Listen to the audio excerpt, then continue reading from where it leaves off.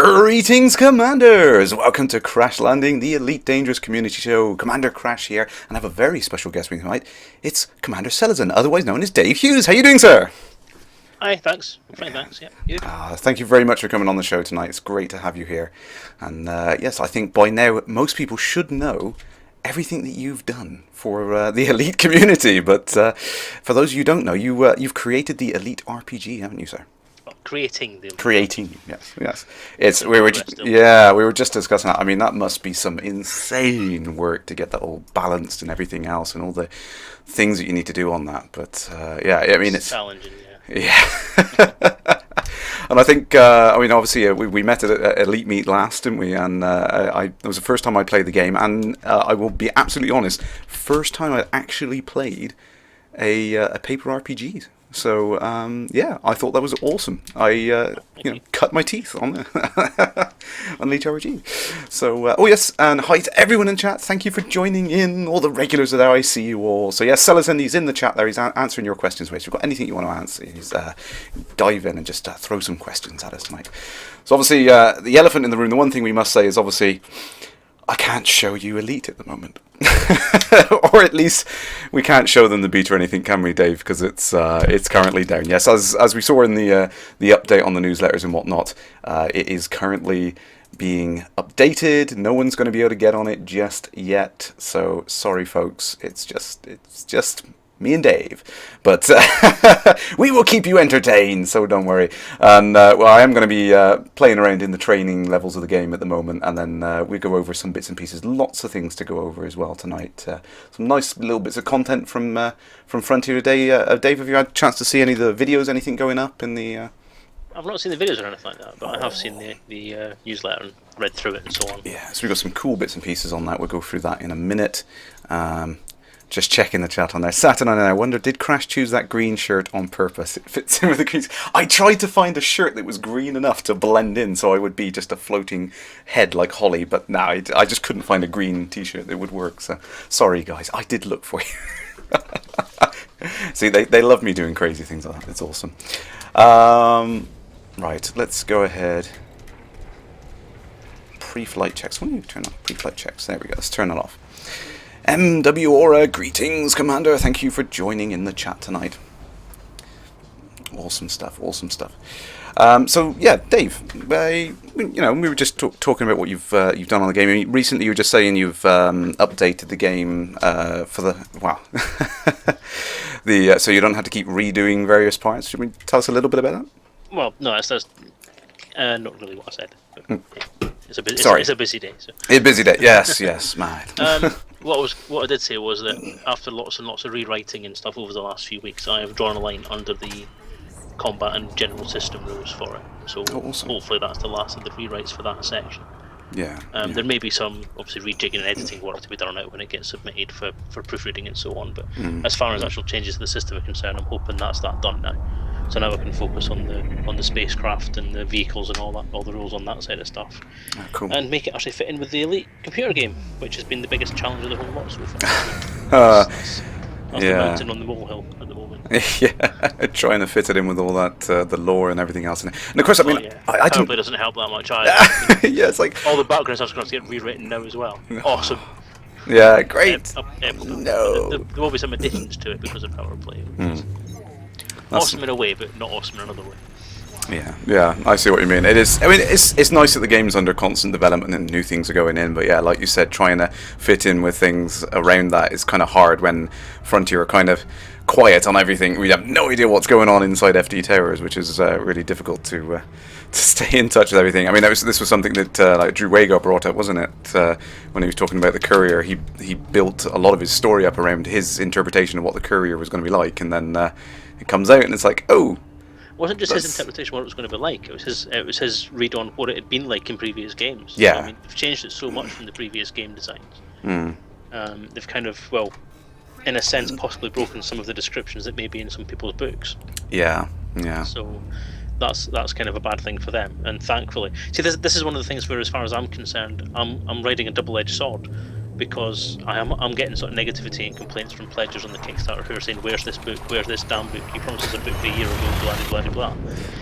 But then if it had come out a year ago, it would be woefully out of date by this point because of the actual speed of development that Frontier have got with getting different things into the computer game.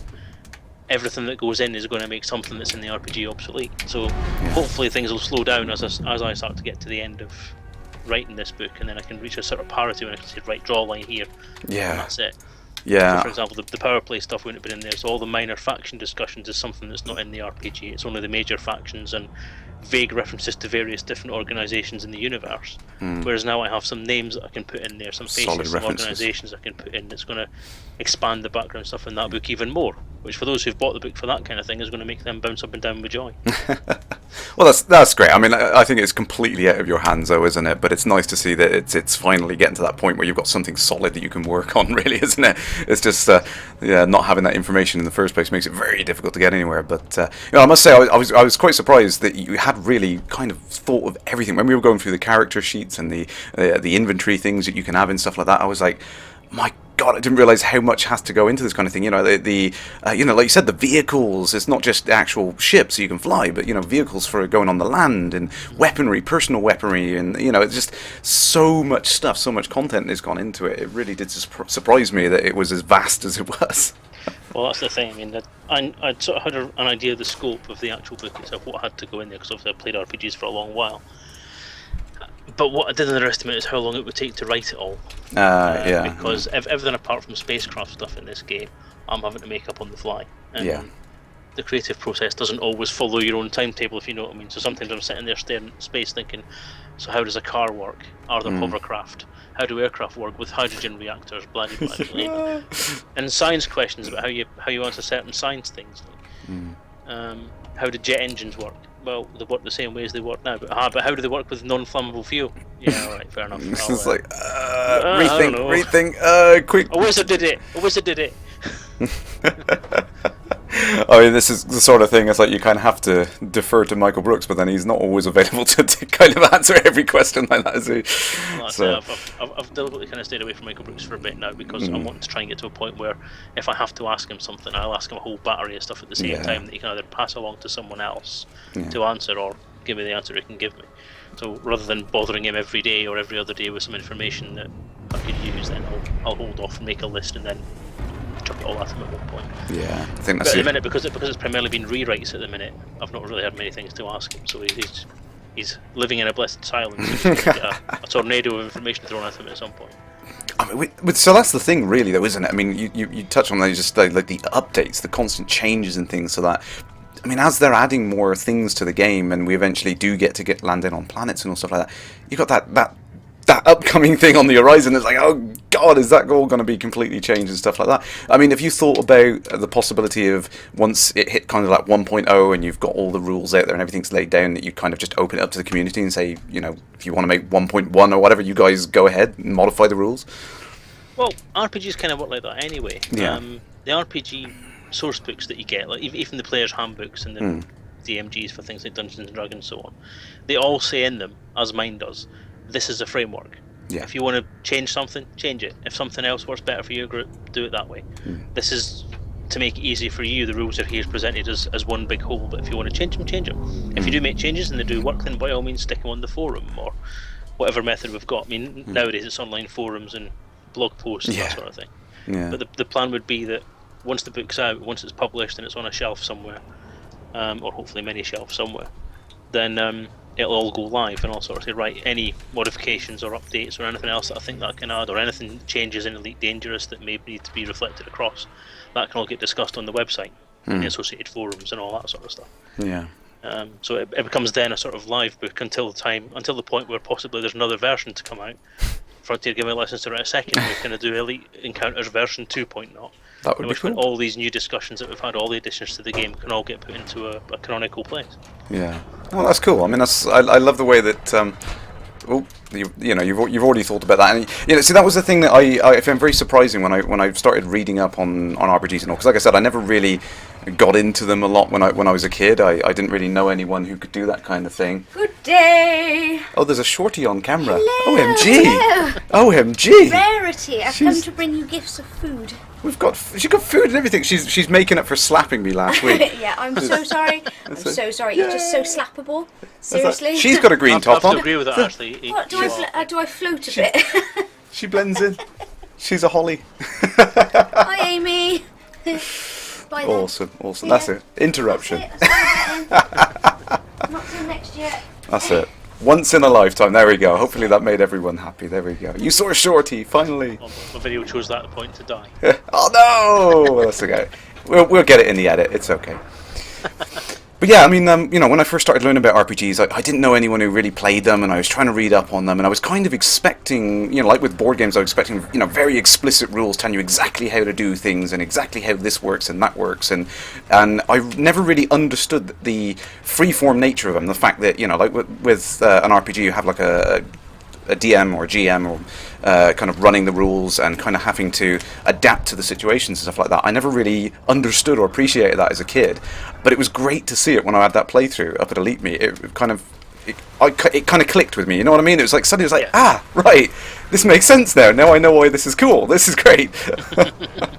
Yeah, it's I get that quite a lot from different people that have played the game, and that includes my son actually, who played an RPG. His first RPG was also Elite Encounters, which he then GM'd at Elite Meet, as you saw. Yeah. He did quite well, and he's come a long way in a short time, but he's still got some work to do. But yeah, that's pretty much what RPGs are. It's not so much like a book, because it's more like you take the part in a film, and it's a very free-form, ad-libbed film to speak of. Yeah, not so much of a script, but kind of some rough guidelines. Yeah, the way I kind of try and describe it is, it's best if you're planning a game session, and I know some people that plan game sessions in different ways. If you're a GM, you've got many ways you can do it. You can either just do particular events that everyone has to get to in their own time, which means that your group can meander about as much as it likes, but it'll hit these events at certain places. But you don't have to leave them at the place you originally intended. You can just have, on some planet in some sector, this happens. Or you can have the GMs that actually plot everything out very linearly, like a story, so you have to go to a certain place at a certain time. And that's when you end up having groups that are getting corralled from on this linear story path. And it's much more fun in both sides to actually play the first version, which is just have your events now and again and then meander between them as you feel like it. The two different sessions that I'm doing online at the minute with Lave Radio guys and the anniversary group, which was James Vigor, Dan Grubb, Anthony Oliver, and somebody else, Ben Moss Woodward. That was it. Have taken the form where they're just basically events, and we're dragging our heels through at random. So what was meant to be a single session for both groups has turned into, I think, 3, with at least another one still to do. So it's very freeform. It's a lot of fun doing that as well. Yeah, it's awesome. I really enjoyed it. It's excellent. We should probably answer a few things in the chat. I apologise, guys. We've been having so much fun chatting away here. Just going to scroll up the chat really quickly here. Ilavrik Lawless, is that a new status? Yeah, effectively in 1.3 you'll now get a status in the bottom left corner of the your ship HUD, and it'll tell you what your status is in that current system and everything. On there you'll see whether or not the ship is wanted and all that kind of stuff. It's an enemy, if it's someone in a warring faction against you, which is pretty cool. Vaishino, is it out? Unfortunately, no. I'm sorry, the launcher is out. You'll have to log on. So for those of you who are having issues with the launcher, we were just talking about this before we went on air. Currently, if you hit the launcher and hit the update button, you might get stuck in a bit of a loop. If you do have that problem, just log on to store.elitedangerous.com, go to your account, just go to your My Downloadable Products and just get it again, and it'll work fine with you. So don't worry about that. That will get that all set up. Once you've got the launcher downloaded and running, I think we're all just going to have to sit and wait for the servers to be updated. I've got my feelers out there. I'm waiting to hear to see when we're going to get it. I mean, best rumors at the moment are somewhere around 9:30. Damn it! So we might not be able to show you much of it tonight, but we'll try and get that way. Get it sorted for you quickly. DJ Tarjan Nor. Know who I found lawless in the beta? Kate Russell in her Cobra, so you blew her to bits. You gotta do it. Gotta do it. 8bot, should we start an is it out yet drinking game? Yes, every time someone mentions is the beta out yet? Is one PowerPlay out yet? Then we all got a drink. I think that's. Do you agree with that, Dave? Sounds good. Oh, we've lost Dave. Are you still there? Sorry, Oh, I muted the microphone while I was eating a biscuit.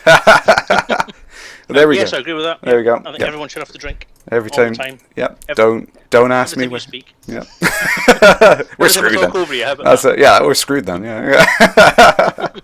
That's cool. So I'm going to quickly bring up the newsletter. Let's see if we can get this on the screen. We like to try new things. Let's try for this. Right, let's get this up for you now. I just want to say hi to Colin, who I saw nipped up the screen there. Oh! Phoenix D5. Phoenix to fire. Greetings, Commander. Great to see you on. Right, let's try and do this. There we go. Oh, not quite. Not quite good enough. There we go. Let's just zoom that in just a smidge there. I'm going to mute There again. we go. Got a biscuit coming. All right, no worries. So yep, we have got the newsletter on screen for you folks. So I thought I'd try and get it up on the screen. It's much easier. Then we can talk through the stuff. Newsletter 78, the week of PowerPlay. Yes, it's finally here. Wow, it's almost here, but we won't go there. We won't start drinking just yet. So we've got some interesting things. The first thing I want to bring up, which is really, really cool, a community site. Woohoo! So the guys have been secretly working on this community site. I couldn't tell any of you. Damn it, but now I can. Now I can tell you. There is an official community site. You can get to it from EliteDangerous.com, or you can go direct by going to community.elitedangerous.com. I'm just going to bring that up really quickly for you guys. There we go. Isn't it cool? It's a great new site. It's obviously in beta, so there are going to be some issues with it. So if there are anything you want to you see on there which doesn't think right, then please just let the guys know politely, because it is being worked on, but it obviously might have some typos and things like that. Any questions in there? Is eating tiramisu okay? If you want that, Play P, yeah, that's fine. Look at the very bottom of the site, main page Of the very bottom of this site. of the community site. The community site. The main page. It's like, oh, look at this! Look at this! I Isn't it great? Yay!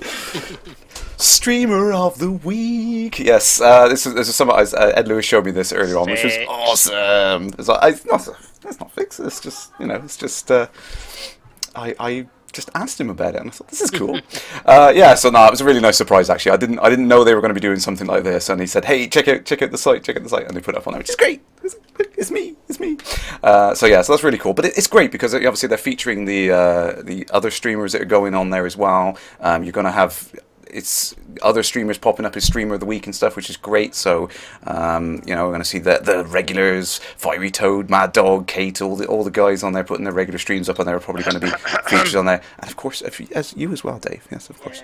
But it's great. I mean, it's a chance for Frontier to kind of give back to the community a bit more, and just really kind of champion the work that everyone's doing out there. I think it's good. They're trying to do that. Of course, we've got the some lovely sections in there.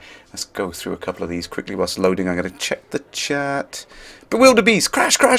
Hi, Bewilderbeast. How you doing? Stupid X. Anyone going to E3? Did you say E3, sir? Well, yes. Actually, I am. Everybody drink. System admin asking if you're going to PAX as well. Oh dear, yes, it's PAX. Am I going to PAX? When's PAX? That's in the newsletter, isn't it? We'll go back to that in a second.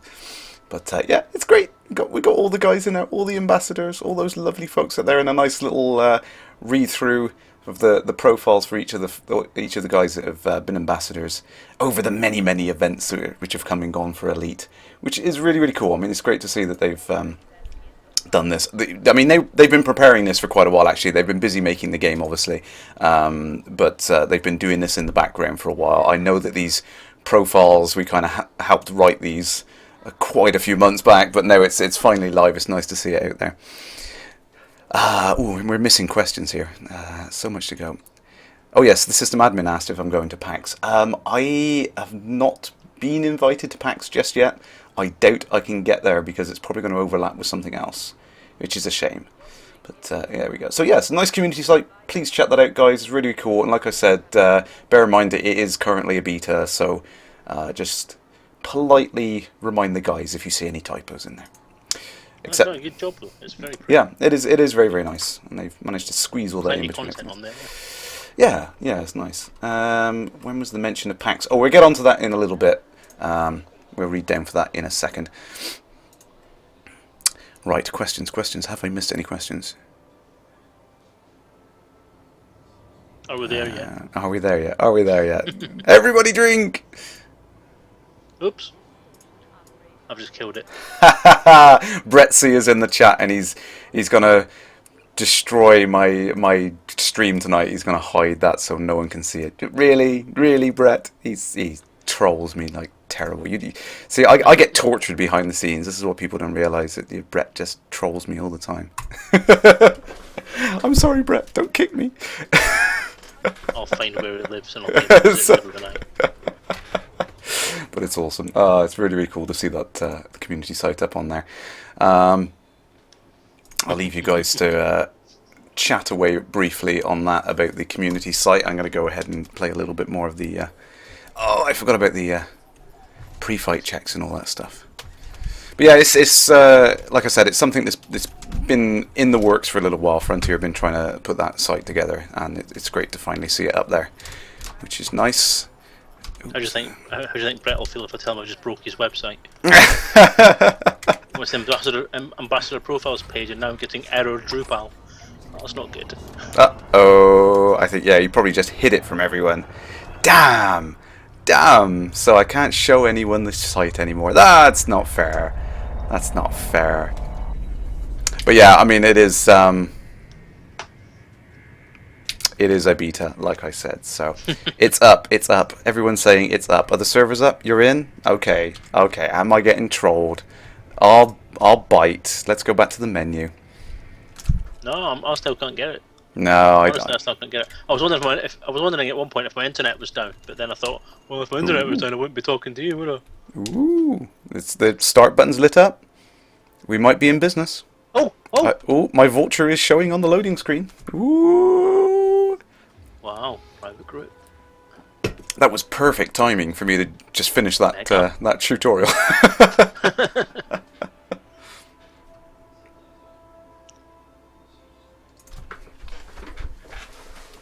This is where I stopped paying attention to the stream altogether. It's like, suddenly I was like, no, suss it, stop the newsletter, nobody wants to see that, right? Everybody stop. So your viewer count goes down to nothing now because everyone's going to log in. That's it. Yeah, ta-ta, thanks for the stream, Crash, bye, we're off. There we go. Sorry, just realised the webcam wasn't right. Yeah, the servers are struggling like heck now. They really are struggling to cope with the demand everyone's going to. So we're going to go back to the newsletter really quickly. Well, I've just had a question. Yeah, what's that? I'm in late. Yay. Selezen from Bewilderbeast. Can I ask how the RPG is coming on? Yeah, you can ask. I'll answer as much as I can, which is the same as it was when the last update went out on Monday, which is it's in progress.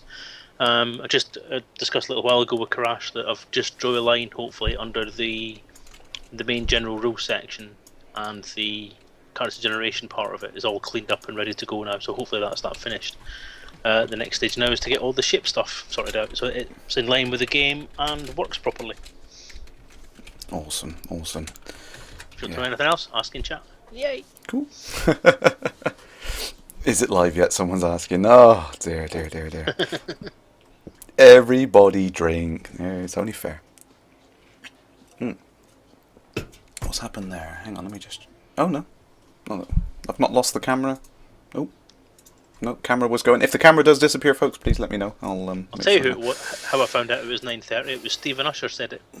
Ah. Right. See. Spreading rumours. 9:30. It may be. I don't know. I'm trying to find out. Ow.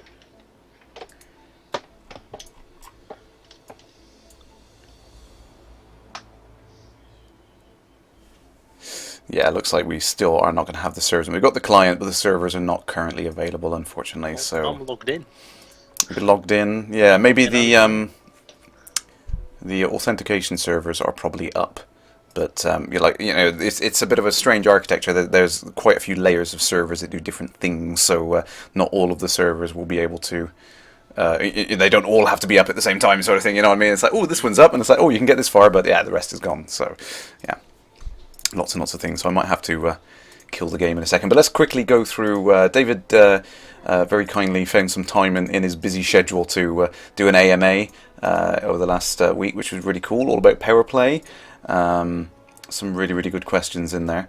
So let's start off with one by Philip Coops, and I think he touched on what I was a little bit worried about, actually, is concerned about the reputation decay, and if you're a casual gamer, you have things like family life and busy schedule, which I think we can all appreciate that. How is it going to fit in playing things like PowerPlay with things like decays? David, he's absolutely on the same cars as us there. He doesn't get as much time as he wants to play the game, sort of thing. But the way that reputation decay works is quite minor. It's separate to the PowerPlay kind of things, and it's really not going to affect you in a big way. But it does raise a very interesting point. The problem that we've all seen with PowerPlay so far is the amount of time that you'd need to put in to stay at one of the high ratings in the PowerPlay is going to be very, very difficult to find the time to do that. I think it's going to be one of those things that only high-ranking players with lots of cash and lots of free time are going to be able to get anywhere on, which is a shame. But hey, I mean, it's great to see the game diversifying and fitting into different walks of life, different styles of gameplay, different players. Everyone likes different things and different ways of working, and that's the way you've got to look at it, really. Some people enjoy the grind, some people enjoy the strategy rather than the other elements of the game. And I think, other than multiplayer, really, Dave, when you look at PowerPlay, it is kind of the first really big change to the Elite franchise, isn't it, really? Pretty much, yeah. Up until now, everything else we've seen in the game is more of what we loved from the originals brought bang up to date. And PowerPlay is just a completely different kettle of fish. It's something we've all not seen before. It's a completely different way of looking at it. Yeah. So I can understand why a lot of traditional players like myself, it's all new to us, and maybe not all of us are screaming from the rooftops about it. It's like, oh, PowerPlay sort of thing. It's maybe not exactly what we want, but at the same time, it's great to see that the game can now appeal to a completely different group of people as well, and we can get different people in the game appreciating different aspects of it, which is nice. It's nice to see it change that. It is. It shows that they can increase the scope of the game if they want to. They've now put this in, which is for those who like political landscapes and who like playing one side off the other and like having that depth to the game, to feel that it's an inhabited universe. It's not just you that makes a difference, everyone else is there as well, players, NPCs, and these powers are there, so it gives you that depth. Yeah. And as I say, it proves that they can do that. If they can do that, then they can do other things with it as well. So the framework's there. This is one thing that's going to come on, okay, not my particular cup of tea, not some other people's cup of tea. Some people will love it, some people won't. Yeah. And the same will happen with other things down the line, like trading might get a bit of an overhaul at some point, or there might be the capability to pass one, to dock into someone else's ship, and all that's going to meet some people's idea of a good thing, and it's not going to be someone else's idea of that as well. So. Yeah, absolutely. I think that's the way you've got to look at it, really, is, this stuff in PowerPlay is completely optional. When you look at everything else that's come along in the 1.3 update, you've got all the mission structure changes and things like that. They've just made the whole system so much better. I was playing around one of the assassination missions just last night, actually, and just that, being able to hunt someone down in Super Cruise, it just felt so much better, so much more alive and realistic in that respect over the dropping into signal sources that we had before. So all these things are going to be great gameplay, and you can just carry on playing the game the way that you have been playing it and enjoying it 100% without having to worry about any of this stuff. But it will appreciate, people will appreciate that strategy side of things if that's what they like, which is nice to see. That's it. It gives you that bit of a risk element to it as well. Yeah. Like risk the board game is a thing that a lot of people are comparing this with. Yeah. And it gives you that. It gives you that sub game basically. At the end of the day, that's what it is. It's a sub game, isn't it, within the game? Exactly. It's you can play it if you want. You don't have to. It's a really kind of rich, interesting canvas underneath the game, propping up all of the reasons we're doing things.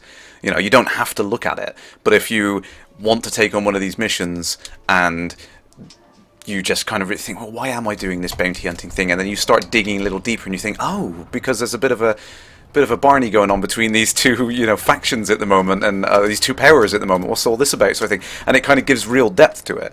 So I think it finally puts to rest that stupid bloody comment that we've seen on a lot of these things about there's no depth in the game, it's a mile wide and an inch deep. It's like suddenly it's like, well, actually, yeah, there is a whole lot of depth now. We are doing these things for a good reason. It makes a lot of sense. Yeah, I think Yeah, I was just reading the comments on there as well. Yeah, we've got a authentication server is up, but there's no matchmaking server yet. Mayay's online. We've got other people online. Most people are in the main menu. Bum Titty Bum Bum is in open play. Daryl Sheets, I love that. Yeah, it was like as soon as that showed up on my friend request list, I'm like, yeah, accept. So I will finish this train and I'll try and get back into it. Shiana's Geek has hit the nail on the head. Yes, it's in a quantum state of upness. It's their Heisen servers, or yeah, something like that. Schroden servers. Schroden servers. Yeah. Yeah, we can't tell whether they're really up, and if we look at them, they may or not be up. We don't know. Commander Lewis, first time tuning in to Kerrash Landing. Well, greetings, Commander. Thanks for joining in. Anyone else have a trouble connecting to the main servers? Yes, the main servers are currently being updated.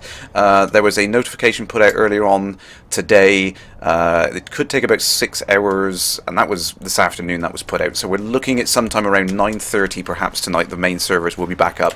And that's because PowerPlay is officially launching today, which is awesome. It's great. I think that's very inconsiderate of them. I've not finished playing with the beta yet.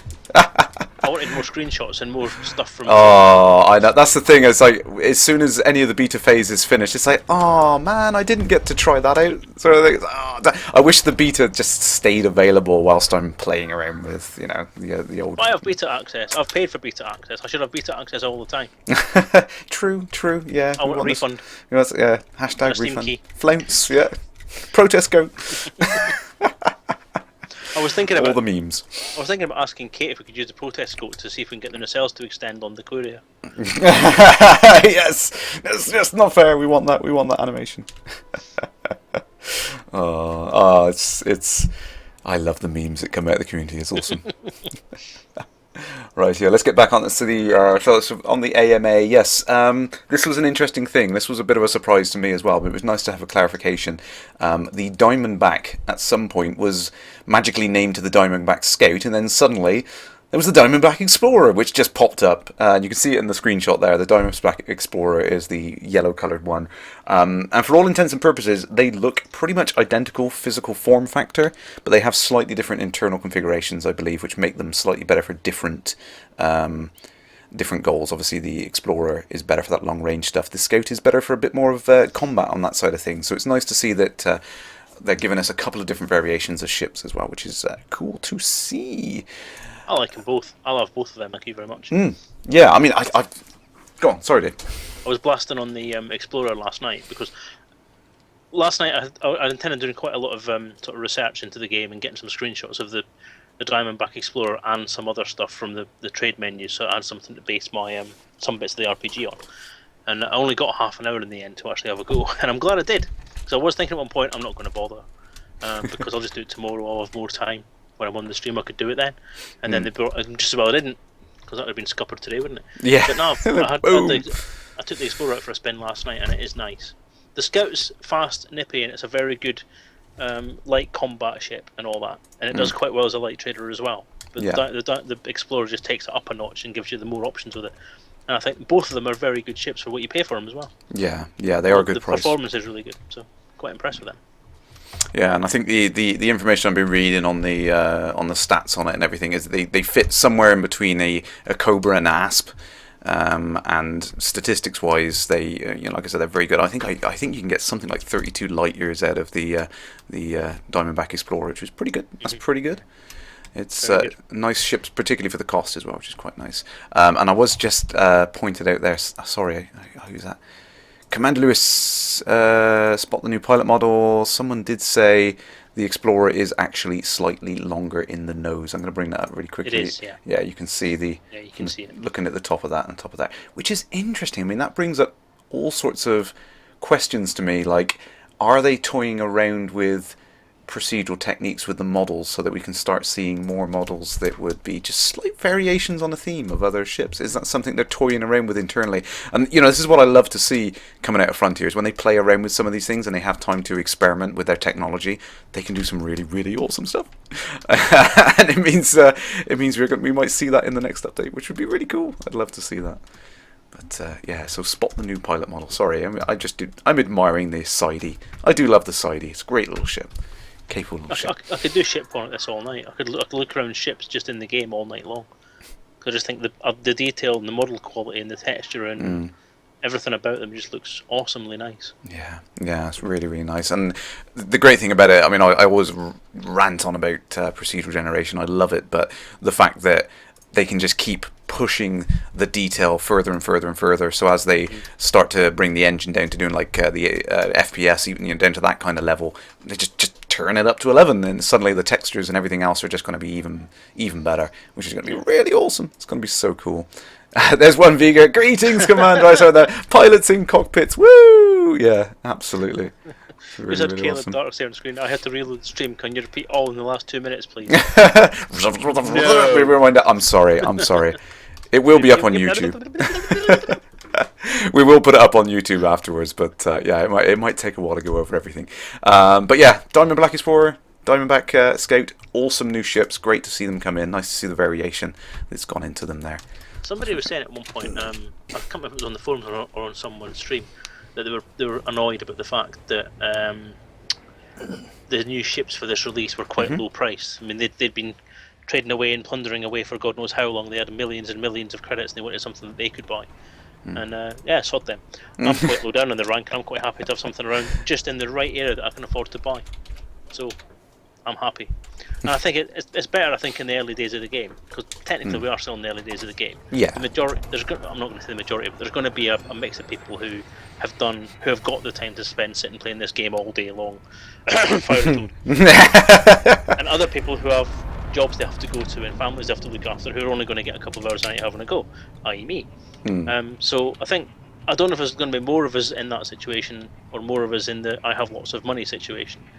But I like the fact that at the minute they've focused in the first couple of years on trying to get the lower price ships boosted up a little bit. Let's let some of the new players get a chance to get some of the newer stuff that's coming out as well. Yeah, I mean, I think this is one point that David brought up in an interview a little while back, actually, and he was talking about how he's more interested in that 0 to 10 hour slot than he is the 50 to 60 hour slot. He's really trying to focus on making the game great for people who are picking up and playing it for the first time, and that getting them up to speed with everything. That's where the core of the game needs to be the best it can be.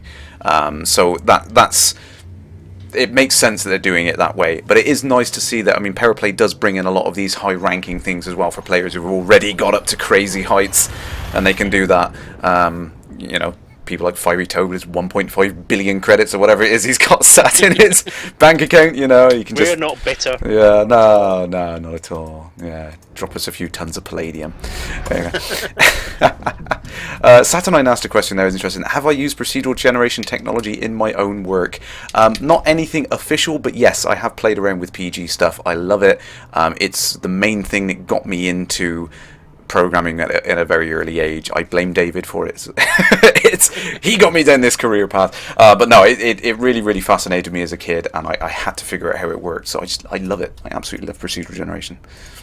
I'm sorry, I've missed a few questions. Gaming with Ian said he loves the animation of DB Explorer when you load the gear, the wings move back faster. Yeah, I wish. How can you see that? I've been trying to find a way to try and watch these animations, but I can't see it happen. I mean, you can see it if there's someone else doing it. Obviously, you can kind of sit there. Right, but if you really quickly kind of drop your gear down and then go to the external view really quickly and have a look at it, you can kind of still see a little bit of it moving, but it's much better to see someone else do it. But yeah, it is really cool. The whole wing sections kind of come back on the thing, the engines point down slightly, which is really, really nice. Again, it's that kind of like, you can see that Frontier are toying and experimenting with the idea of animations in the ships and things, and they want to just try out some simple ones first.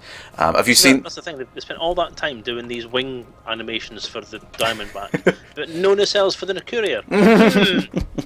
Priorities there, Frontier, priorities. In fairness, I mean, there was a lot of arguments about the old version of the Courier where, obviously it moved out. They moved out, and it made the thrust off axis, didn't it, because of the position of the nacelles.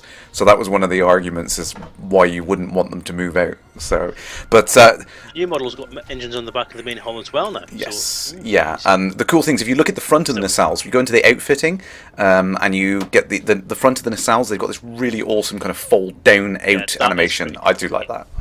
So it kind of makes up for the fact they don't drop, but Call me a purist or a Wagar fan. I just agree with the fact that we should have it. I'm going to stop going about that now because I've done nothing but mention that for the last week or so. No worries, no worries. A couple of quick questions there. Jay Doberman, do I change the colour of my HUD? Yeah, I've played around with changing the colour of my HUD, and I can't show you now, but it is really awesome. If you go to the external cam, it does take into account your HUD colour. You'll see that reflecting off your character in cockpit and everything. Is it? Yeah, which is really cool. Tick and start. Why am I in a side now? I'm playing the training missions until the live servers are back up, I'm afraid. We are getting the PowerPlay update today, but the guys are working overtime to get it in. Servers are very slow right now, Titus Pauls. Titus, I didn't see you come in. Greetings, Commander. I will try again on the servers in a second. There was a quick... There it is. Millstone Barn. Shall we talk about the 10%? Yes, let's bring it up on the screen there for everyone to read. Yes, we've got to touch on it at least. Elephant in the room again. Yeah. It's like every time Frontier do something cool, there's always this little thing on the side which everyone screams and shouts about. Oh my god, this is the worst thing you've ever done. It's like, yeah, but, hashtag refund. Yeah, it's like, but we've just given you all this stuff. Yeah, but this little feature here is terrible, and I'm going to... Anyway, right, let's go on to it. So yes, David explained the reason for the 10% module sale that you can see on there. So the reason why it suddenly appeared is because it should have always been in there. It was something they planned from the very start. It should have went in there. It got dropped off the priority list, so we didn't see it initially. So they tried to put it into this update. Didn't think about it being a huge impact on there, because if I remember right, I mean, I think Frontier Elite 2 did give you some kind of penalty for the modules being damaged or something like that. So it was something that was always going to go in. It was talked about a lot. It was on the design forums and things like that, and it just slipped the first few updates and went into this one. And of course, everyone went up in arms because, OMG, I'm losing money. But when you think about it sensibly, I mean, if it was in there from day one, no one would have known any better, and there would have never been an uproar. So, crazy. But yes, David has turned around and said, well, yeah, if you guys have fed back to this, you said, hey... Chiana's Geek is confirming, yes, Frontier Elite 2 did do it. That's what I thought.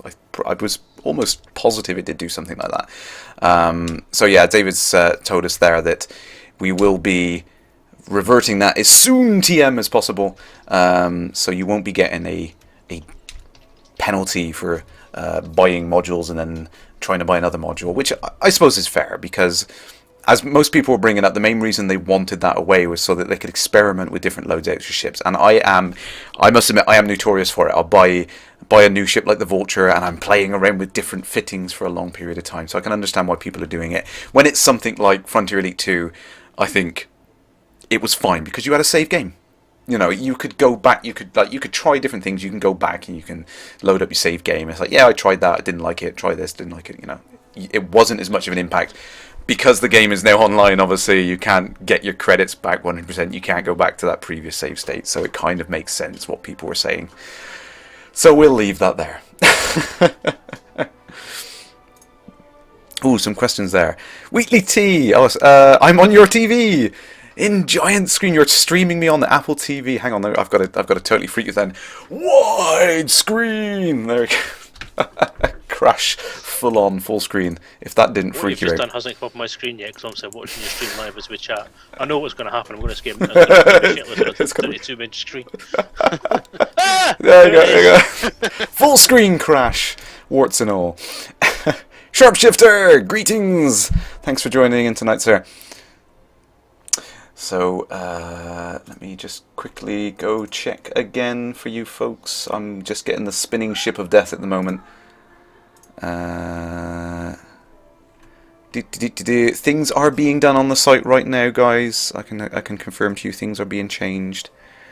Servers are up, servers are down. Servers are up, servers are down. You should see the chat messages I'm seeing off the guys here.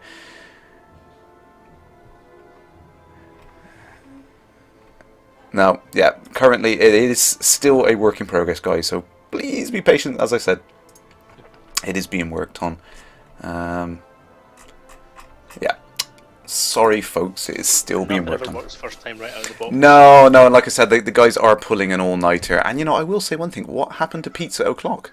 You know, where is the pizza? We need to be sending those guys pizza. I think, you know, the servers will come back up a lot quicker if they've got pizza to help them through the night. So...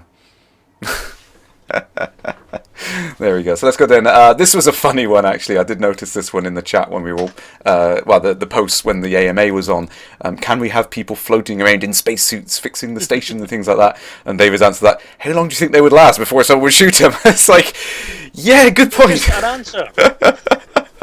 It's like, yeah, I mean, I would love to see something like that. It would have a nice kind of sense of the living galaxy things going on. But yeah, he's kind of got a point. If people didn't shoot them, they'd be bouncing them off the glass of the cockpit. He's like, so it's a game. That's the game I want. Yeah.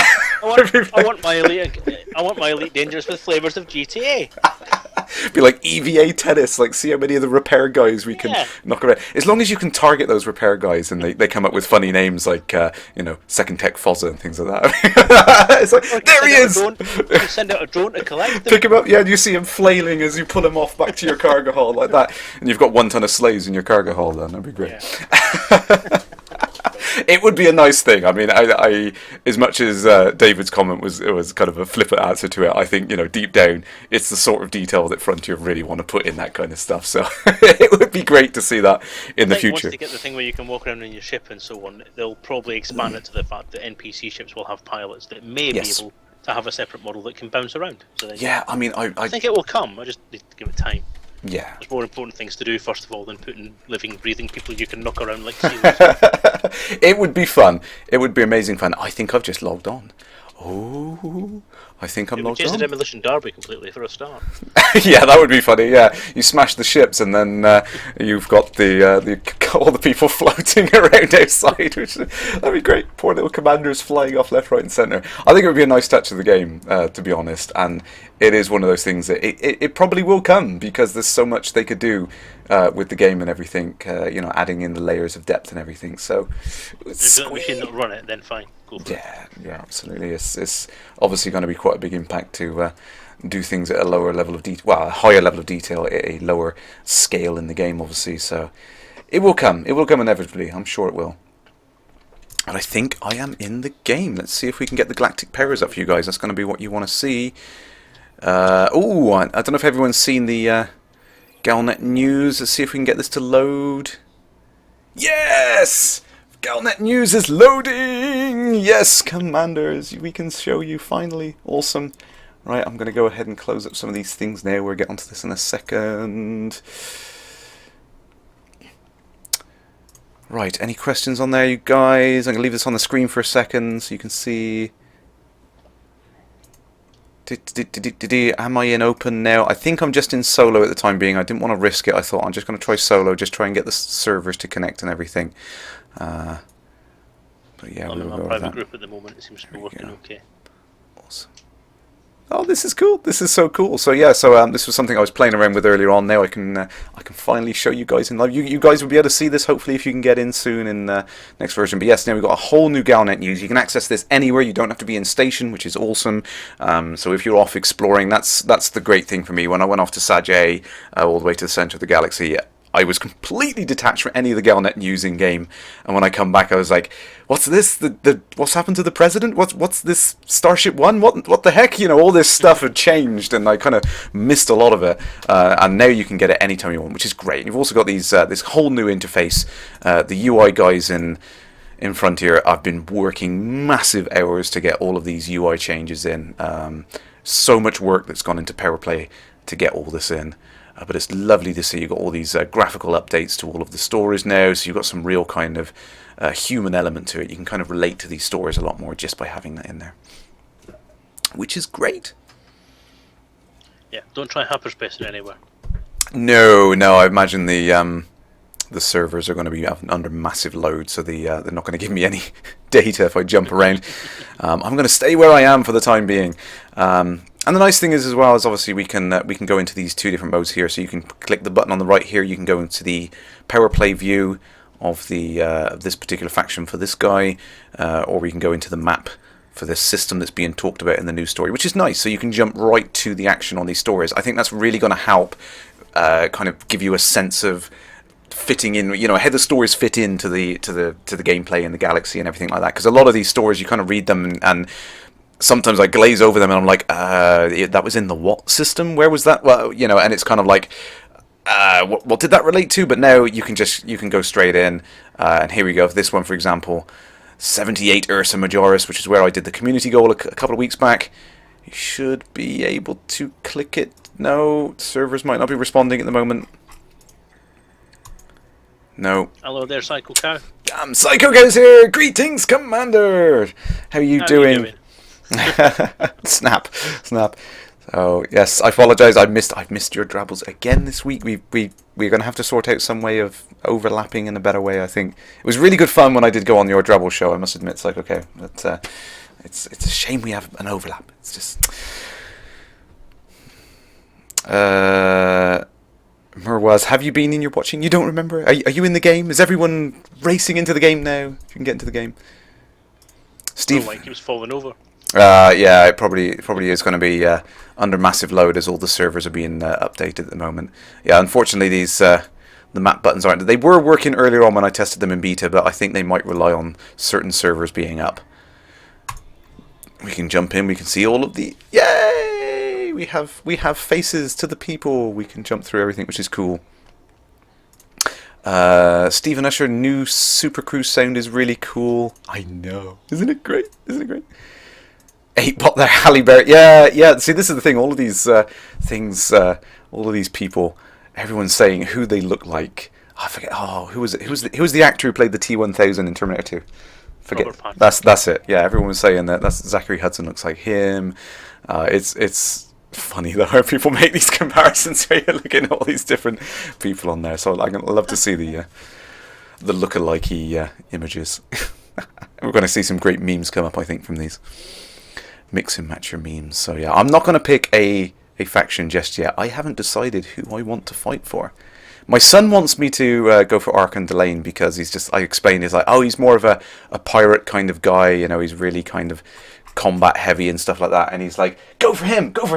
And I was like, everything else is irrelevant. Yeah, pirate, pew pews, yeah, that's all he's interested in. So yeah, there's I don't want to disappoint him, but at the same time I'm like, I'm gonna have to explain to him there's more to it than that. I think that's where the PowerPlay thing does actually give you a bit of depth to it more than anything else. Is if you pick a particular faction, then you can pick a faction that suits your style of gameplay. So you'll get offered more missions that are your style of gameplay, I suppose. Yeah, absolutely. It does improve your game that way. Yeah, there's definitely more to it. It is one of the, like I said, it's one of those things that you don't have to get involved with if you don't want to, but if you do, it's like suddenly it's like, oh heck, there's a lot more to this than I first realized, you know, which is crazy. This is one of the things, I don't know if you've seen this, Dave. Have you had a chance to look at the new mission systems at all? Any of the goals or anything in there?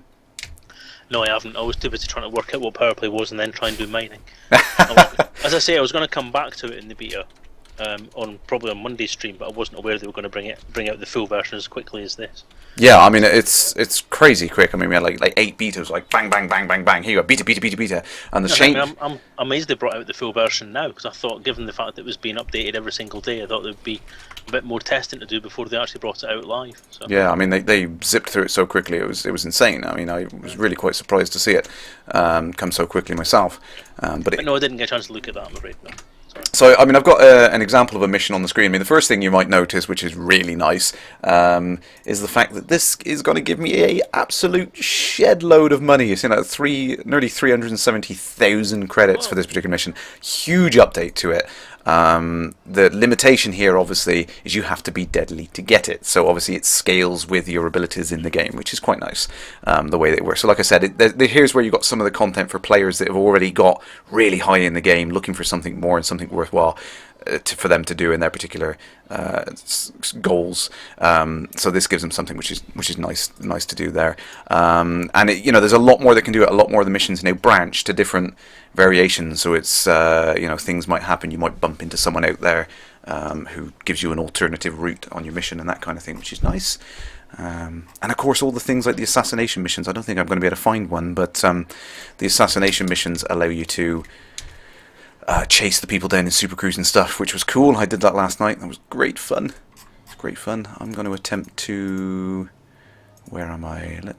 I'll see if I can just Super Cruise really quickly for you guys. So one of the other things you can do, Dave, which is cool, you can, from the system map, I can go ahead and pick a nav target. Yay! so I don't have to be looking on the left-hand panel and messing good. around. So that's really, really awesome. Like I said, there's so many little things that have gone into 1.3 as well on top of PowerPlay, which have just made the game so much more smooth and seamless to play. Yeah. Which is... I've enjoyed the little touches they've put in. They've been pretty good, especially the little communications things they've got now when you're in Super Cruise through a system. Oh yes. You get much more NPC interaction, which I think is really good. It deepens it that bit more. Yeah. And like the little interface tweaks and additions they've put to stuff shows they are actually listening to the feedback. Yeah, exactly. Yeah, absolutely. And I like to see these little things as well, because as much as everyone's always talking about the graphics and everything, and of course it's the easiest thing to see. You look at games and you think, oh, the graphics are great. This game looks great. This game is, oh, have you seen how this looks? And that's wonderful. I mean, it's great that people see that.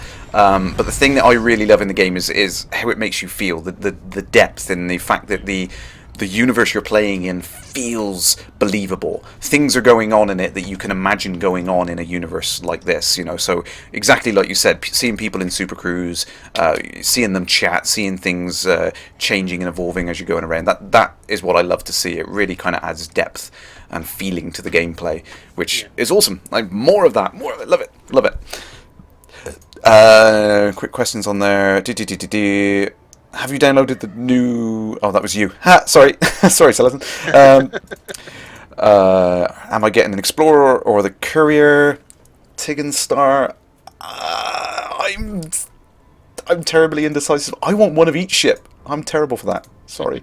That's my aim, to collect them all, so I'll be having all of them at some point. I suffer very much from Pokemon syndrome as well. I really want one of everything. It's really awesome. Gotta fly them all. Absolutely. Oh, there's a meme in that somewhere. We have to make a meme for that. I'm sorry, Caboose Nora. Have I picked a power yet? Again, no. So many choices. I need to carefully consider my options. I don't want to just go straight for a power and regret it. So I really need to check over all of the various rewards and things I might get for helping them out. And I need to check how my standing is with these people as well, because I need to see what's my reputation like. I'm currently a lieutenant and a squire with the feds and the imps, so I got to figure out which one I want to help out more. I mean, those Imperial ships look damn good, so I don't know. Got to weigh up the odds. Do you think speed's increased in the game as well? In the beta and now in the full game. The performance of the game, you mean, or the speed? Actual speed that you seem to fly at in relation to other things. Because I've noticed that when you come out of hyperspace next to a station, when you come out of Super Cruise next to your station and you fly around the front, it seems to happen a lot quicker. As you spin round, it seems to it's a far quicker time for it to spin round. And you seem to move a lot further during that spin. And I've actually just noticed it as well, even going through Super Cruise quite near a planet, was doing maybe 300 to 400 kilometers per hour, but it still actually went down the speed, the distance quite quickly. So I think they've actually, I get the funny feeling they've increased the relative speed somewhere along the line. No, might have been some tweaks there. I mean, I know over a couple of the versions we went from, I think it was at the initial version, it dropped you something like 10-15 kilometers from the station when you first jumped in, and everyone was like, it takes too long to get anywhere. It's not. There's a big hoo-ha about that. Of course, everyone's forgotten that now, because at some point they managed to up the abilities of the engine and everything, and it's like they drop you 5 kilometers from the station, which is a lot better. Well, I'm getting dropped 8 kilometers from the station every time I do a jump now. Oh, okay. So there's something might have changed there, but it's interesting how these things come up. There's a big hoo-ha about it, and then suddenly it's all gone and forgotten. Like I was saying on the Toad's stream earlier on, it was like, not many people actually remember what went into the 1.1 update. I know. And it's like, oh, yeah. When you think back of it, it's like, yeah, There was a 1.1 update? Exactly, yeah. It's that kind of thing. It's like, as much as the complaints and all the points and things that might come out, it's like they're the flavour of the moment. It's like it'll all be gone and forgotten in a week, and everyone will be happily playing the game, and it'll be back to normal. It's exactly the same thing about all these internet things. When people kick off about this 10% thing, it'll be forgotten in a couple of months. Yeah, exactly. It's what you expect.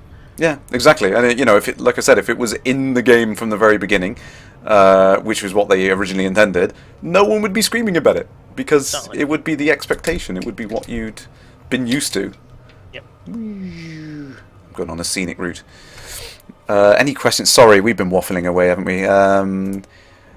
Oh, Gene Bello, yeah, correction, yeah, sorry, it dropped you 20 kilometers from the station in the early alphas and stuff like that. So, see, yeah. I can't even remember that far behind. It was, I remember it being quite one, and it did take a good few seconds to do it. A while to do it, to get to the station. But yeah, see, all you new players coming in now, you don't know how bad we had it. Yeah. Oh, remember the days when they flew 20 kilometres? Oh, guys. 20 kilometres luxury. Yeah, you young'uns. You don't know when you've got it good. Yeah, no, it's silly. These things happen. Taramu Hack, yeah, you just mentioned a good one on that. There was a comment about people saying, 18 seconds for fuel scooping is too long, it's no good. And I think Mike Evans come in with some comment along the lines of, I'm tempted to make it even longer now just because of that comment. Just for that one person. Yeah. Just, you've ruined it for everyone. Oh, Stephen, I should just say, at least it didn't drop you into the station infrastructure. Oh, yeah, there was that did happen in some of the early versions. Yeah. And that was one of the things that they were worried about, because some of the stations were so big, if you had approached it from a certain angle, there was a potential that it would do that if you dropped too close. So it was one of the reasons why they made you drop so far. But the first live stream I actually did, it's one of the highlights on my stream page, is that happening to me. And my hilarious reaction of, it's like, just smack into the middle of the... Boom! Literally slammed the brakes on and managed to just come to a halt, just as the nose touched the back of the station. It was hairy. Oh dear, yeah. See, hell looking back on it. So that's what I mean. It's like, you've got to take these things with a pinch of salt. I mean, it's just a game. You know, when things like this happen, it's like, just take it on the chin, laugh, move on. You know, things happen. There's no point taking it seriously, really. Brett's back in the chat. You heard waffles? Waffles? Where are waffles? If there's waffles involved, I want waffles. I don't have waffles, but I do have cookie. So I have enough money to buy all 3 of the new ships in the full game now. Oh man, really? I just don't have the high enough rank to get the courier yet. Oh no, see, that's something I need to work on. I really need to work on that. I'm tempted to just buy them now. There we go, it worked. So that's what I was trying to... Biscuit, got a biscuit. So I'm miles away from anyone. I'm in the middle of Wuru. Crikey. Is there anyone around here, PowerPlay wise? I am actually quite close to where I was when I was in the beta, helping out Aisling Deval, or however she pronounces her name. I don't know. I'm not getting into pronunciations. I think everyone seems to be saying Aileen. Ailing Deval? Okay. Yeah. That I do. I'm not too fussed. It's very Scottish sounding. Lave, lave, lave, larve. It's lave. Yeah, Lave. exactly. Lave. Whatever. How you pronounce things is totally irrelevant. Lave, diesel, leasty. Exactly. Makes a bit of difference. There we go. Frontier, in which case I'll just accept it. I've just seen a message on there from Brett C. Frontier saying he's playing it, or he's using 4 screens at the moment. If he's using that for playing Frontier, then for playing Elite, then I'm gonna jump up and down. Knowing Brett, he's probably got like so many things going on. He's got like the forum here, and he's hacking this here, and he's banning this person over there, and he's doing that. Yeah, he's like a scene out of the Matrix or something. You know, he's just bits going everywhere. Just remember, Brett, I know where you work. We know where you live. Any questions? Sorry, guys. General mistake. OMG, an eagle just did a barrel roll around me. The new AI is great. Yes, it is. It is awesome. SJ, she has done an awesome job of tweaking the ship AI. It's for the NPCs. It's awesome. It was good to start with, but now it says head and shoulders before it was before. Yeah, it is really, really awesome. And she did say she's got a couple of tweaks and things that she's got to do, like getting the NPCs to use some more of the things, like I think they do subsystem targeting now. I think they can actually use the lateral thrusters and things, or she had that on the cards. It was one of the things she was toying with. The problem is, of course, she can make the AI completely godlike, and it would just decimate every human out there. So it's kind of that balance of finding a way of slipping it into the game gradually as the player base improves in terms of abilities. 8bot, Crash, can you check if control effects are missing from the power stats? Some seem gone or not displaying on your game. Okay, let's see if I can get that. I can hear the music sound effects. Oh, here we go. Exploitation impact. Yeah, so the stats aren't showing on there properly at the moment. This might be because it relies on getting the statistics from the server there to update what's going on. So I imagine some of the servers are still being updated. Stay tuned, folks. This kind of thing does happen. Yeah, so we've got no information on some of these things. Oh, we could probably help with that system. Yeah, so some of that is not currently live at the moment. Let's go ahead and leave that on the screen. I'm going to catch up with the questions. Sorry, guys. Caleb Dark, fastest download you ever had? Yeah, mine downloaded some like 24 megasecond or something like that. It was like, boom, done. I was like, oh, wow, okay, that's PowerPlay? Cool. Have they moved the powers further apart since beta? Oh, from Gene Bello. Yeah, I mean, they've changed. They've absolutely changed. When we were in beta, the cycle speed for the turns was 2 days. So over the week or so of beta, it changed quite a bit. But you can see there is a bit of a gap between them now. It is going to change and adapt. Things are going to happen to these systems and all. It's the bubbles of influence are going to change very, very frequently now. We're going to see some really interesting things come out as they vie for territory. So are there other powers in there as well that aren't on the list yet? Or are these the only powers? So there's 10 at the moment. There is the potential for, if I can get back to the screen, there is the potential for factions kind of gaining enough influence that they move up, but it would require someone in the 10th slot from dropping off the list at the moment, which is going to be very, very unlikely because they are going to fight tooth and nail to maintain their control over a particular territory. So, it is a potential, it is possible it could change, but it's going to take a heck of a lot of work that this... Antal, he's going to have to suffer some major losses, and he's going to have to be undermined, severely to get him to drop off the 10th list there. So it is possible, but highly unlikely it will happen. Just makes me wonder if they've got the capacity to have more than these 10 powers. How many of these portraits for different powers have they actually made, and how many different powers are there just waiting to step up? The graphics guys there must be going through a hell of a lot of pens and pencils. Put it that way. Yeah, I can neither confirm nor deny the potential presence of other powers right now. A Kerrash answer, taught by Michael Brooks. Exactly. All I can say is stay tuned. Shenrate, the Thargoids will be the 11th power. That would be cool. But yeah, no, it's cool to see these guys come in, and obviously they're not going to want them to drop out of power immediately. Maybe over several months of effort from players to push someone out, that may happen over time. But obviously it takes a lot of work for the art guys to build a character up and everything else, and the backstory for them and everything like. So you're not going to see them change frequently. You're going to see these 10 players in the power game. They're going to be moving around quite frequently, swapping territory and whatnot and positions in the top 10. But I don't think you're going to see a people drop on and off that list quite so frequently. Stephen Usher, it's been announced on the official Twitter that it is online. It does seem to be rather online and functional at the moment. The guys have managed to be a little bit ahead of schedule there at 9:10.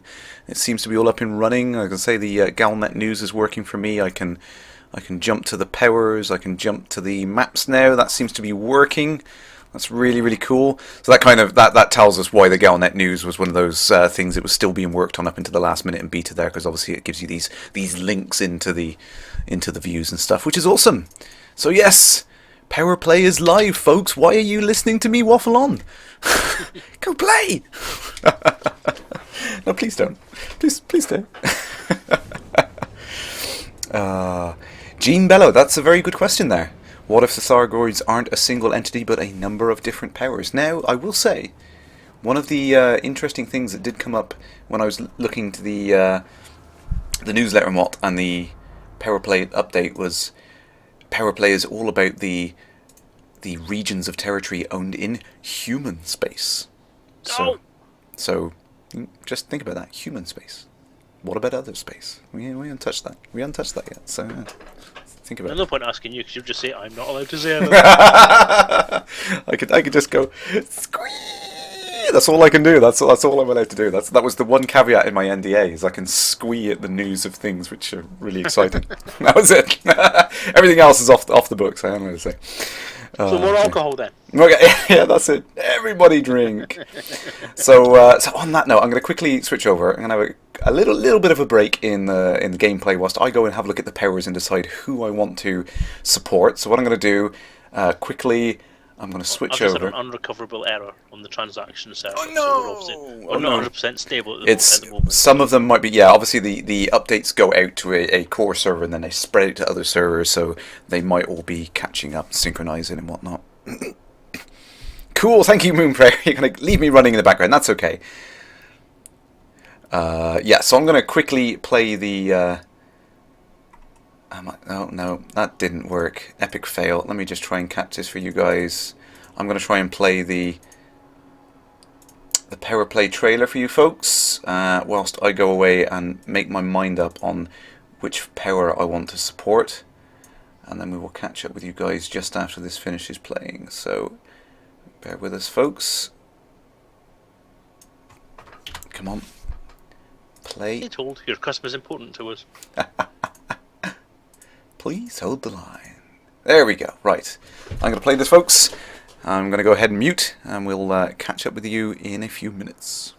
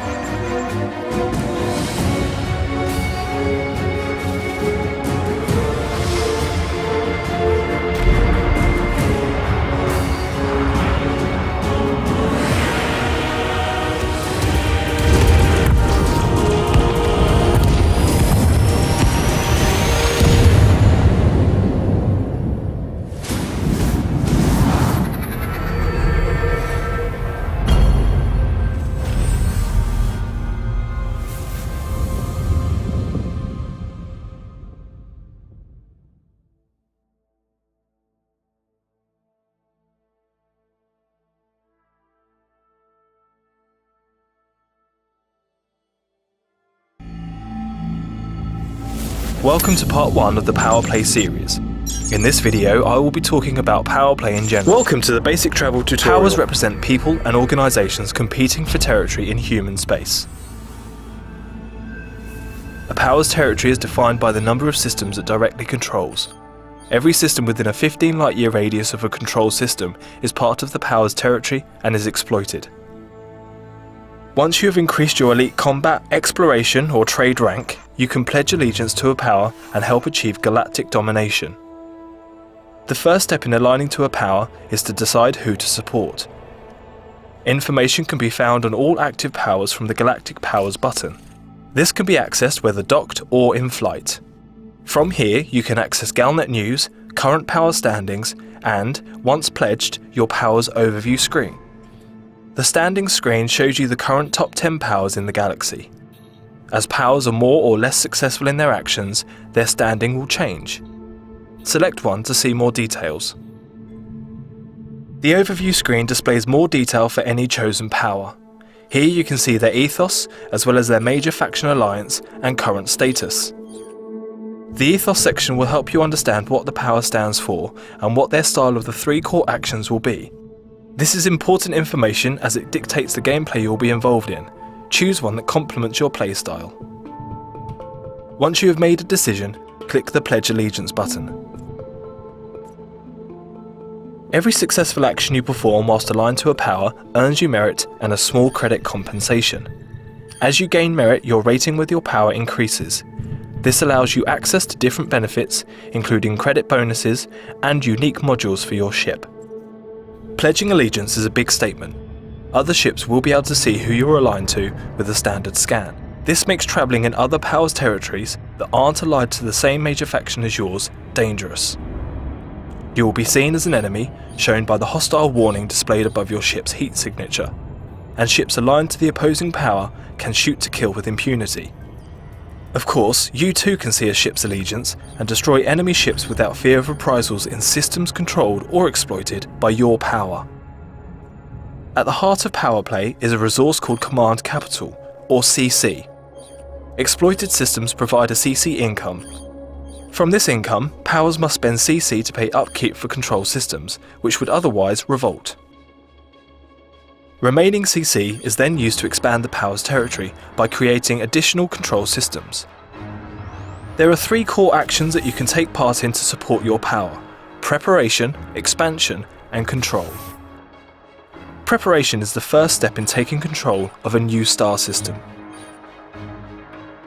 Expansion is next. Once the system is successfully prepared, you must complete the expansion goal in the target system to take control. You can also attempt to oppose rival expansion attempts. Be warned, your expansion attempts can also be opposed. Control is the act of maintaining systems under your control by fortifying them. This lowers their upkeep cost. Control also covers the act of undermining other powers' controlled systems, increasing their upkeep cost. Again, be warned, your power can also be undermined. For more information on the 3 core actions, please see parts 2, 3 and 4 of the PowerPlay series. PowerPlay runs in cycles, currently lasting 1 week.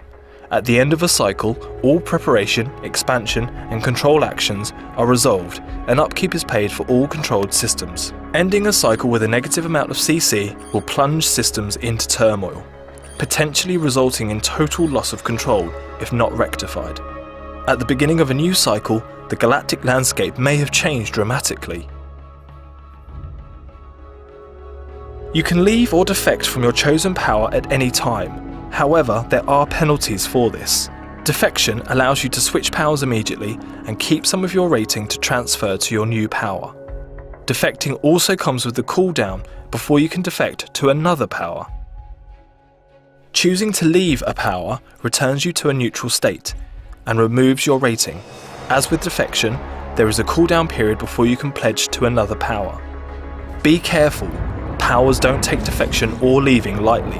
They will send ships to hunt you down and attempt to destroy you.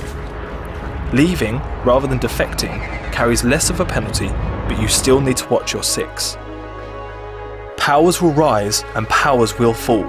Choose your side carefully and take part in the ultimate battle for supremacy on a galactic scale.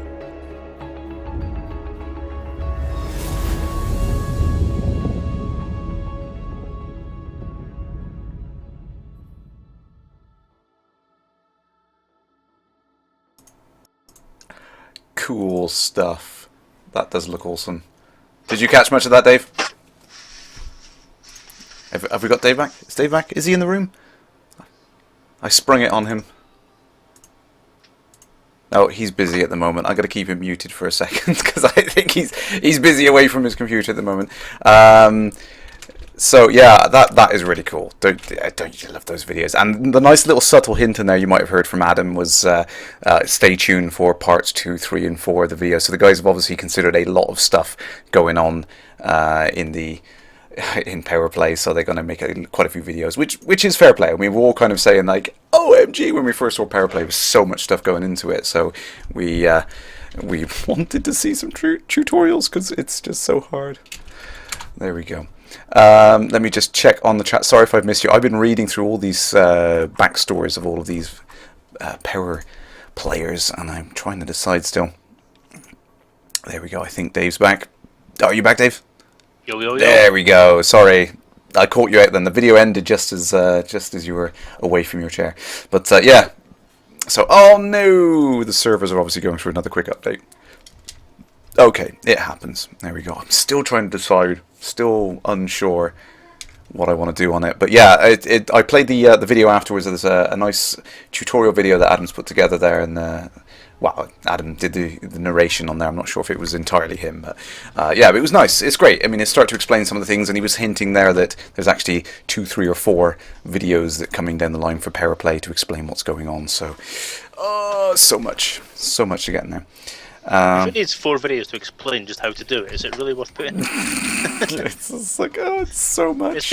It's taken us 4 months to put this together, and now we're going to have to spend another 3 months making videos to explain how it all works. Just to understand, yeah. Wow.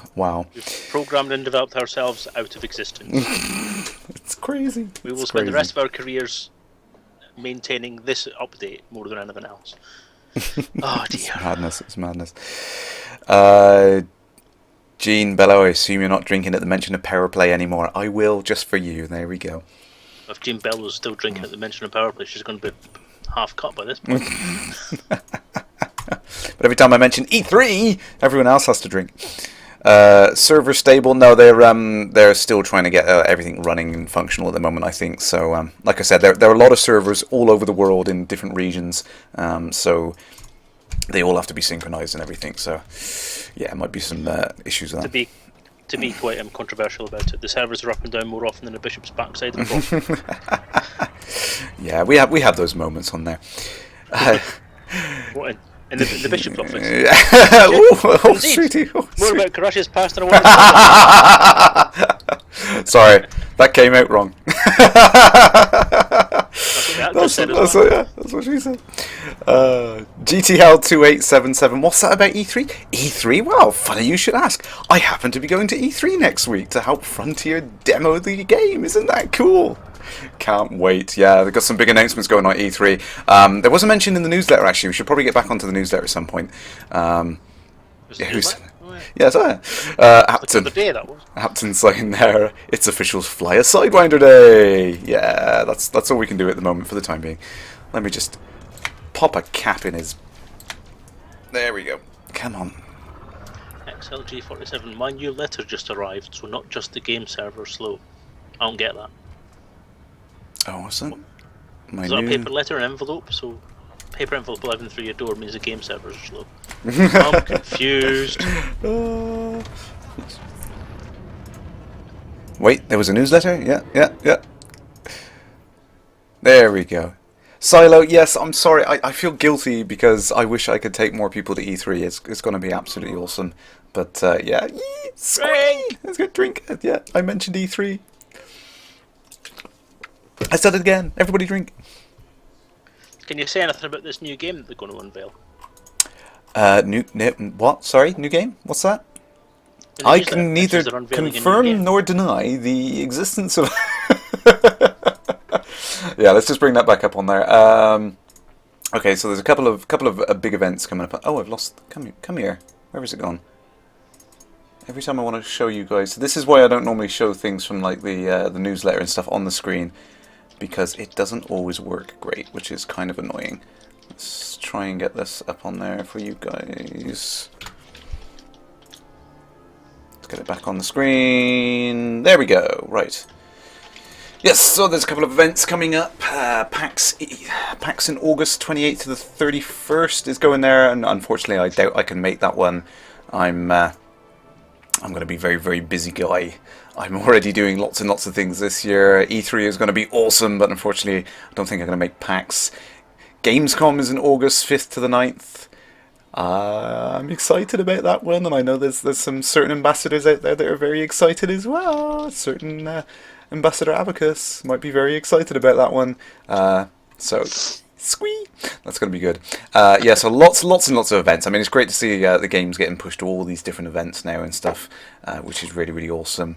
And obviously E3 was mentioned in last week's newsletter, so I won't mention E3 again because everyone's fed up of... Yeah, there you go. E-Squeet. That's a good one, Stephen. I like that one. E-Squeet. Another meme. It's the Kerrash Landing meme generator. Absolutely. Going to see some great memes coming out tonight. Actually, people are going to be zooming in on my face again and catching some good screenshots. I think. There you go. And this one was a complete surprise to me, actually. I wasn't aware of this, but there is now, when PowerPlay goes live, we're going to be able to get some new paint jobs. The Tactical Pack. Let's go through that steely greys and deep blues for all your favourite ships. Of course, except the Anaconda. We won't go there. But yeah, so that's nice to see some more paint jobs coming in, going to be available to us, which is cool. Autologist, yo! Great to see you, Commander! Oh, the server's borked, just started streaming, downloaded in excitement, unable to connect. They're kind of up and down at the moment. The ETA was 9:30 this evening. They came up about 20 minutes ago. It's now 9:30 British time, and they're down again. So, yeah, the guys are still in the office. You know, if they're a UK company, it's 9:30 at night, and they're still in the office frantically trying to get the servers up and back and functional and everything synchronized. So, please be patient, guys. Please bear with them. They will get it back up soon.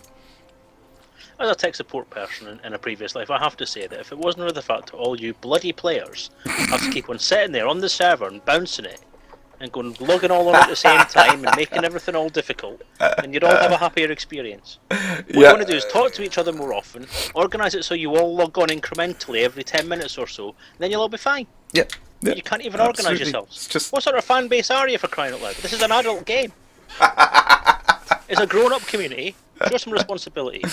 Public service announcement over. No, Tongue you've firmly in cheek, by the way, in case anyone takes offence. I know what you mean. I've been there. I've been on the tech support. You know, it's always that.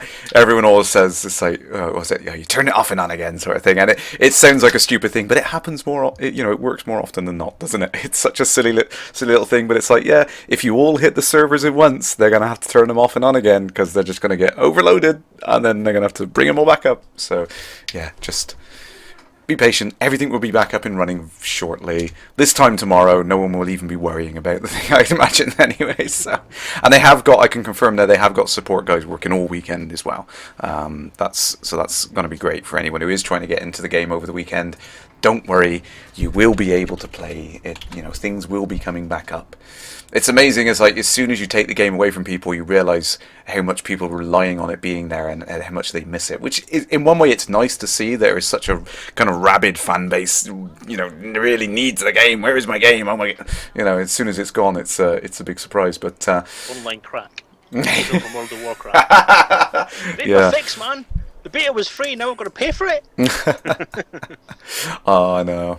Hence, Halo Dark, 400,000 people being organised, and it's hard enough with 4 in a wing. Ain't that the truth? Try organising 2 developers and a programming system. Yeah, there you go. Yeah, good point. Any more questions? Shinare, am I nervous about Mad Dog taking over my stream next week? You're not doing that, are you? For goodness sake!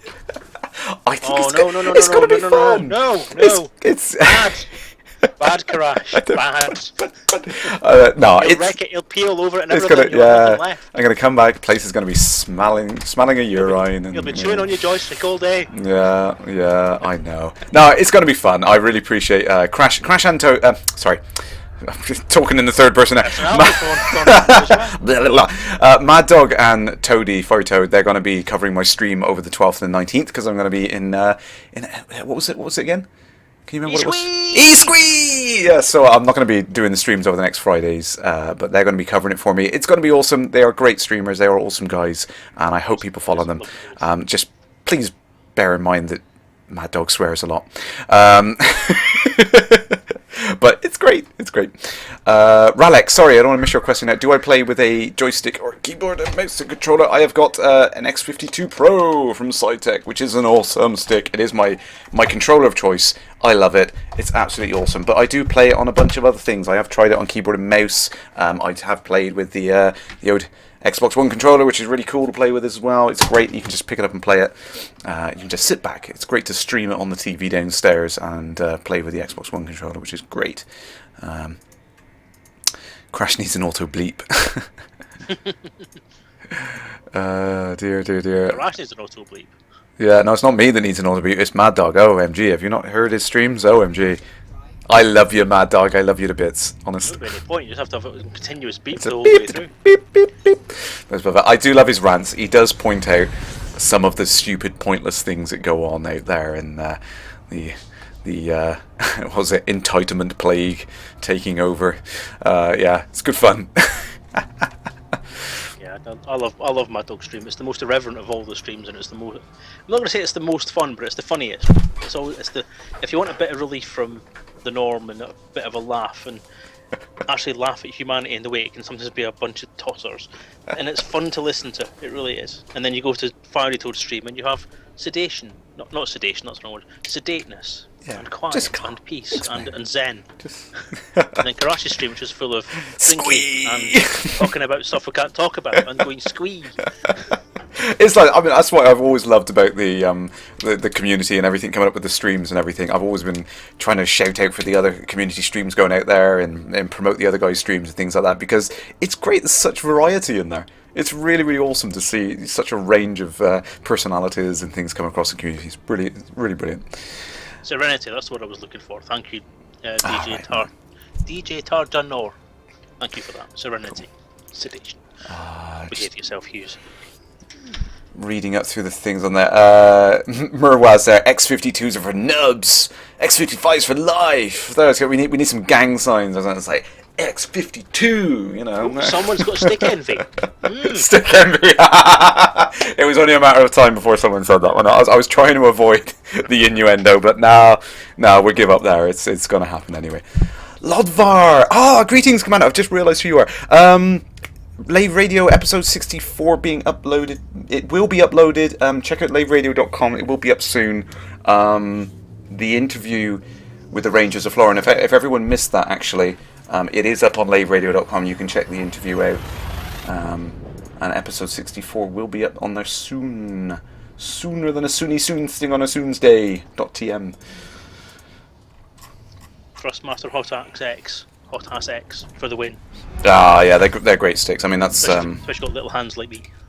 See, it sounds like a silly thing, but you're absolutely right. And this was the reason why I bought it for my little sister, because obviously everyone's seen her. She's like that big. So I stood up. Well, she was on the stream very, very briefly. She was like, that's actual size, real size. I was holding her up to the camera just so we could see it. My video dropped out at that point. Damn. Oh yeah, of course, yeah. So yes, we get her back in so I can have a look. Yeah, that's it. Come back. That sounds wrong. No, just don't. No. Edit that out. Okay. Yeah, get that in edit. We got the Thrustmaster T-Flight for her because she tried a couple of different joysticks out, and that was like, this one's great because it fits my hands. And when she tried on the X52, and it was like, it was like huge, and she couldn't control it very well. So it's nice that there's a range of sticks that fit everyone. That's good. No more questions for a second, so I'm going to jump back to the newsletter. So we got more from the Fangs series is continuing. That's an awesome webcomic. If you haven't checked that out, please. Oh, I've lost the camera. Checked that out. Oh, there's I keep meaning to click on that link, but I keep forgetting. I'm a big webcomic fan. Always have been. Yeah, I love the style. I did a webcomic at one point as well. That's how much a fan I was. Awesome. What was that for? Back in the day, I was a war gamer, tabletop war gamer. Well, I still am, because I'm doing an RPG for crying out loud. Oh yeah. But I used to play Warhammer 40k and all the sort of Games Workshop type stuff. And the community I was involved with at the time sort of came up with a lot of different ideas for doing comics. So I thought I'll do myself a webcomic based on that kind of world. And it was quite fun. It went for 3 years, and then sort of real life took over, so I had to kind of wind it down and finish off the story. Cool. So but that was fun. It's on the Daftworks website. If anybody wants to have a look, it's got bugger all to do with Elite, so but it's called Battle Barge. I see. Oh, awesome. It was fun. Awesome. I can't draw for toffee, so don't go in there expecting Marvel style quality comics. You're talking about nothing more better than stick figures. But yeah, this does look good. This comic, I've been quite looking forward to reading. It is good. I like the style of it, and I like the story that's playing out through it. It's really, really cool. And it was something I said very early on with some of the community projects propping up. I'd love to see someone do some web comics, and now we've got quite a few great web comics going out in there. So definitely check that out in the newsletter, guys, if you haven't seen that. A lovely thing here from the Reddit user R Titus Z, the Holy Grail planet he's named there, and Earth-like with a ring system on it. That's really cool. That would be a great place to live. You imagine when we get down and land on those planet surfaces, and you know where you land, you see on the equator it would be like a thin band through this sky, or if you're in one of the northern hemispheres up quite high, for example, you'd see a big arc out. You know, that would be really, really cool. X-Chaos. The art in that comic is awesome. That's yeah, lovely. it is really cool. Let me see if I can get it up on the screen really quickly for everyone on there. There we go. Love the style of it. So it's in-game screenshots, and it's got a filter applied to it, real kind of like noir sort of style to it, which is really, really cool. I don't want to spoil it for anyone who hasn't read it, so I'm just going to flick through it quickly. But please do go and check out the site. That's fangs.ink. So that's fangs.inc for those of you who can't understand my ridiculously bad accent. So, oh, everyone on my friends list just went offline. So, I imagine the servers have just crashed again under the load of ridiculous number of players desperately trying to play with PowerPlay. A lot of people on, but I'm not sure whether it's just because I'm sitting on a static screen or what. I've still not got a start coming up yet. So. Yeah, I'll check back on the menu. Still not overly happy. Lexrax trying to get my server IP. I don't know what that's going to give you, but okay. I'm not. Are you a dev? If you're a dev of the game, I'll private message it to you. But that just sounds a little bit suspect, you know. Give me IP. Give me now. Yeah.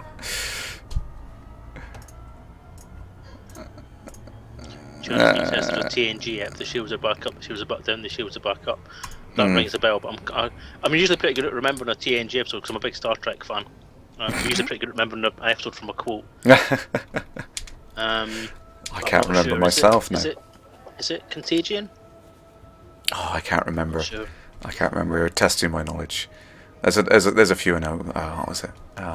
There are 4 lights. One of my favourites. I like that one. That's Chain of Command Part 2. two. That's the one. I was right. It was Contagion. Yay! Yes! See, I'm useless. I'm useless at remembering things like that. Because that's the one where the USS Yamato gets exploded, which is another Galaxy class ship. Sorry, I'm geeking out here for a moment. I do apologise. No. I'm definitely more of a. I'm probably going to divide the chat by saying this, but I'm definitely more of a Trekkie than a Star Wars fan. I must admit, I kind of grew up with my father was an adamant Trekkie, so I kind of grew up with that around. Funnily enough, I was the same. Yeah, so I mean, not that I don't like Star Wars. I do like Star Wars. But, they can both live in the same. They can both live in my head quite happily. I like both equally. I don't like one over the other. I am with Sulu on this one because I think Star Trek and Star Wars fans need to bury this hatchet about this endless rivalry that they have and band together against Twilight. Take him down. Oh, where's that station? There we go. Whoa, let's get right there. Right here. But Silio isn't every performance by Patrick Stewart awesome? Yeah. I'm kind of hoping that when I get this head shaving thing done at Fantasticon, that I'm going to come out of it looking like Patrick Stewart. Awesome. I can hope. Yeah, I want to see pictures. Oh well, apparently it's been videoed by several people. Kate Russell. And I can say as well, Patrick Stewart is probably one of Shorty's favourite actors as well. She is a devout Trekkie as well. She does like her Star Trek. He's a god amongst men. Absolutely. See, this is another nice. There we go. Shorty's screaming Star Trek. Woo! Quite right too. There we go. No, Patrick Stewart is not on the stream. He's disappointed shorting. I keep suggesting to Riga and the guys that do the voice attack stuff, hopefully, that they try and get Patrick Stewart to do a voice for him. That would be awesome. It's the sort of thing he'd probably be up for doing. I don't know how much he'd charge to do it, but he'd be up for doing it, definitely, I think. That would be so cool. He's a very closet sci-fi geek when he's not on telly. I wonder if we can start a tweet storm and trying to get him to do that. ED protest go. There we go. We need Patrick Stewart voice back. That would be so awesome. Have you ever heard Brent Spiner's impersonation of Patrick Stewart? No, but I have heard about this actually. Have a look on YouTube for it. Just do search for Brent Spiner. Oh, I will. I'll have a look at that after. It's amazing. Absolutely amazing. I will have a look at that. Awesome. Oh, dear. Oh, crazy. What was it? George Lucas says that there would be no Star Wars without Star Yeah, Trek. see, quite right too. This is the thing that annoys me about all these kind of rivalries between fan bases of things, and I don't want to touch on the whole Elite versus Star Citizen things. It's like there wouldn't be one without the other. They're just space games. People love each other's things, and there is absolutely no hatred between the two teams, because I have sat there in a pub with people from both teams, and we're laughing and joking and comparing games and saying, oh, you guys have done this, and oh, that's really cool, and oh, but we've seen in here we've done this, and oh, and we're just comparing notes on the games and stuff. It was absolutely awesome to behold that there was no hatred between the two teams. I mean, there was that stream that David Braben and Chris Roberts did together, wasn't there, during the Elite Dangerous PowerPlay? He says, Kickstarter. Yeah, exactly. They are quite. I don't know if they're friends or not, but they're certainly close. Yeah. In some way. Yeah, it's insanity. They have a lot of respect for each other as artists and as designers. So. Yeah, where's the problem? Exactly. This entire kind of rivalry has been dreamt up by the fan base. The rivalry is in the fan base. That's all it is. Yeah. It's the fans being fans and saying this is better, that's better. I don't really see the point. No. But then I don't see the point in a lot of things. Maybe I'm just too old and too crypto-fascist. Yeah. I don't know. If anyone can work out where I get that quote from, then I'll put a smiley face in chat for you. Awesome. Quickly, DJ Tarjan. Yes, by all means, post a photo in the link there if you want to put it in there. Sorry, I hope I haven't missed anything else. Horny greetings, Commander. Thanks for joining in. I can't connect to the server now. How can this guy play? VYKS. I'm just playing around in the training missions whilst I'm waiting for the guys to get the servers back up. I will just quickly check for you. Checking down through the chat. There's an error with the authentication server at the moment, folks. China area wins the smiley. She correctly identified Red Dwarf. Hey, there we go. Mech Shadow Beast does get an honourable mention for mentioning the episode name as well. Awesome.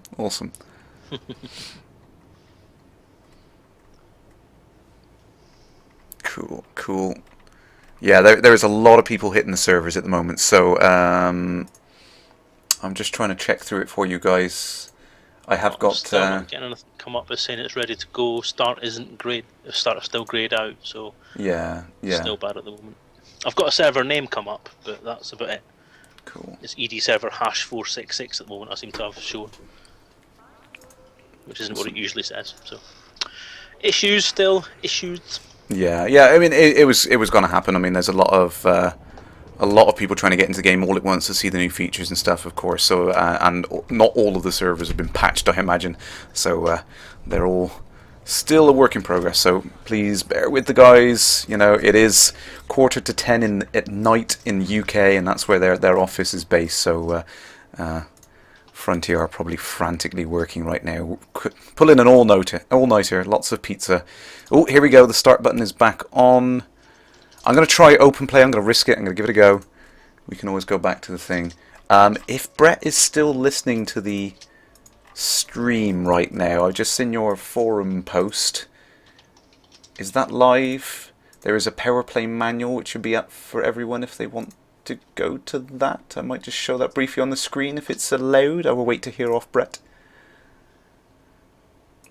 So for those who don't know, Brett is kind of the head moderator on the Frontier forums. He's an awesome guy. Let's see if see that live news.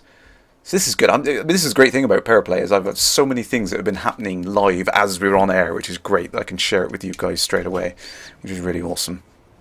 Oh, it's an entertaining stream, isn't it? It's all action-packed. Don't even need the game to be action-packed. Yes, so much stuff going on at the moment. It's really awesome.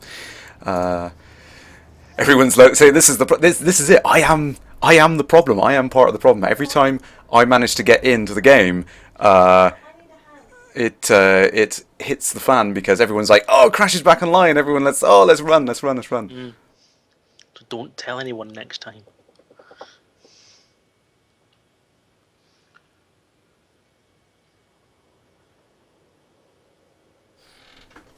Cool. So I'm going to do that. I'm going to tell everyone that, yay, the game's back up. The game's awesome. Yay, blah blah blah blah blah. And then suddenly, booms! Thousands and thousands of people suddenly join online again. Oh dear.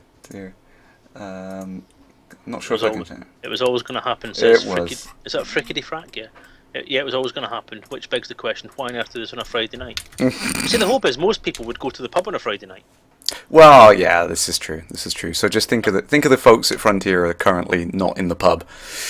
And without pizza as well. Yeah, without pizza, it's just no good. What happened to the pizza fund? Come on, guys. I think Frontier at some point should actually say, right, that's it. Without any pizza fund, we're not doing any more work. We want a refund on our pizza. Yeah. Turn it back on them. Yeah, that's what it is. We need pizza. Let's quickly check through the things. Sandaran, how do merits work? That's a good point. We'll go over that in a second. Sorry, Dave. One day get to the end of this newsletter. Yeah, we get to it. Well, let's flash that up on the screen. There is the one last thing on the newsletter there.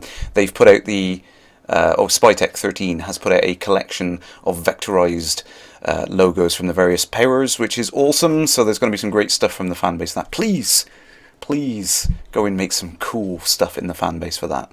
I would love to see some things. I think I'm gonna try and get some more information for you guys a second. Hang on, let me see if we can get.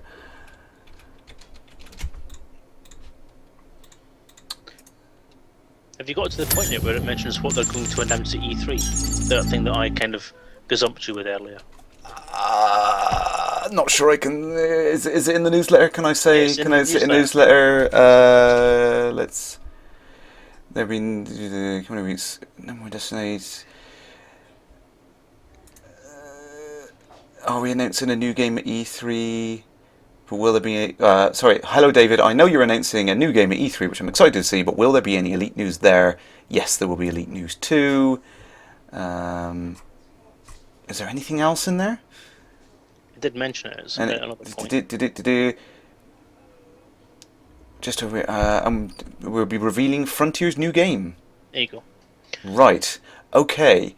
Maybe I can talk about that. I need to go check. I think it's been announced, but I'm not sure. So what I'll do for the meantime, I will quickly try and get the PowerPlay trailer up on there. Again, I will just mute us really quickly so I can find out for you guys. I'm going to get the PowerPlay trailer because it does answer. Oh, not the trailer actually. I'll put the training video up on there because it answers some of the questions that are coming up in the chat, so you guys can see that. Let me just see if I can get that bigger on the screen for you folks. Whoops. And then I will just briefly mute us again, Dave, and then I will try and find out whether. Sorry, yeah, I will try and find out. Take my wind. I was like, yeah, sorry, taking your soapbox away. And I'll try and find out whether we can. I believe I can talk about it. I think it has been announced, but I will find out. Can't silence me. Okay, that's it. I'm not a number. I'm a free man. Right, yeah. Okay, right, so bear with us, folks. We'll be back in a second. I'm just going to go ahead and play this video for you now.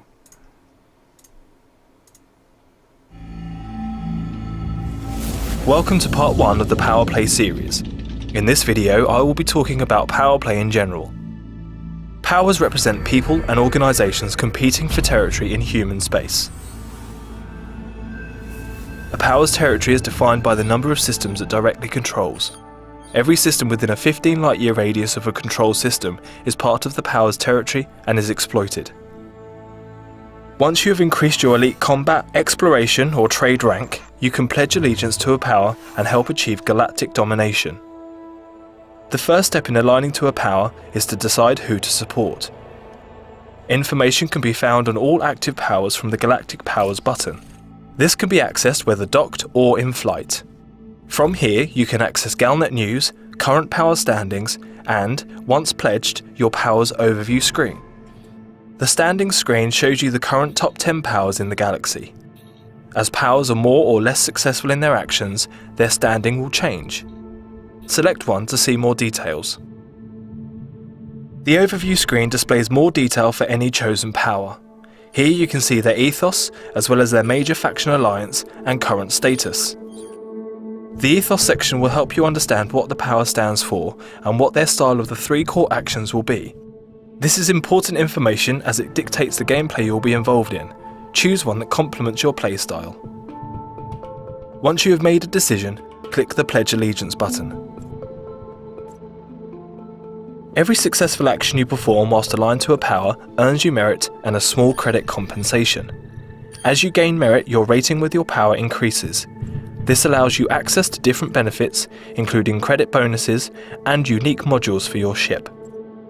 Pledging allegiance is a big statement. Other ships will be able to see who you are aligned to with a standard scan. This makes travelling in other powers' territories that aren't allied to the same major faction as yours dangerous. You will be seen as an enemy, shown by the hostile warning displayed above your ship's heat signature, and ships aligned to the opposing power can shoot to kill with impunity. Of course, you too can see a ship's allegiance and destroy enemy ships without fear of reprisals in systems controlled or exploited by your power. At the heart of PowerPlay is a resource called Command Capital, or CC. Exploited systems provide a CC income.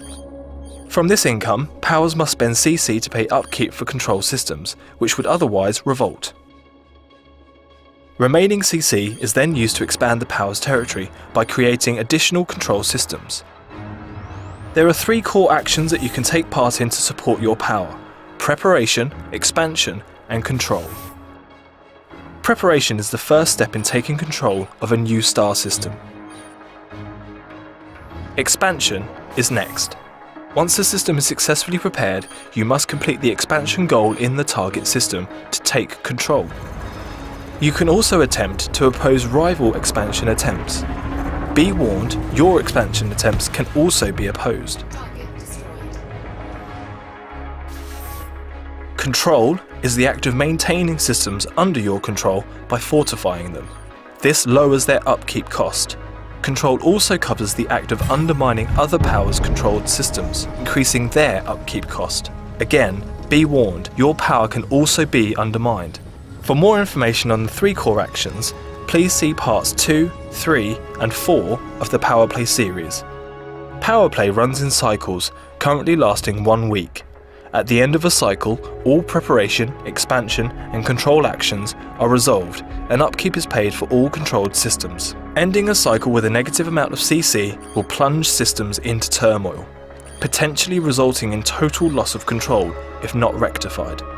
At the beginning of a new cycle, the galactic landscape may have changed dramatically. You can leave or defect from your chosen power at any time. However, there are penalties for this. Defection allows you to switch powers immediately and keep some of your rating to transfer to your new power. Defecting also comes with the cooldown before you can defect to another power. Choosing to leave a power returns you to a neutral state and removes your rating. As with defection, there is a cooldown period before you can pledge to another power. Be careful, powers don't take defection or leaving lightly. They will send ships to hunt you down and attempt to destroy you. Leaving, rather than defecting, carries less of a penalty, but you still need to watch your 6. Powers will rise and powers will fall. Choose your side carefully and take part in the ultimate battle for supremacy on a galactic scale.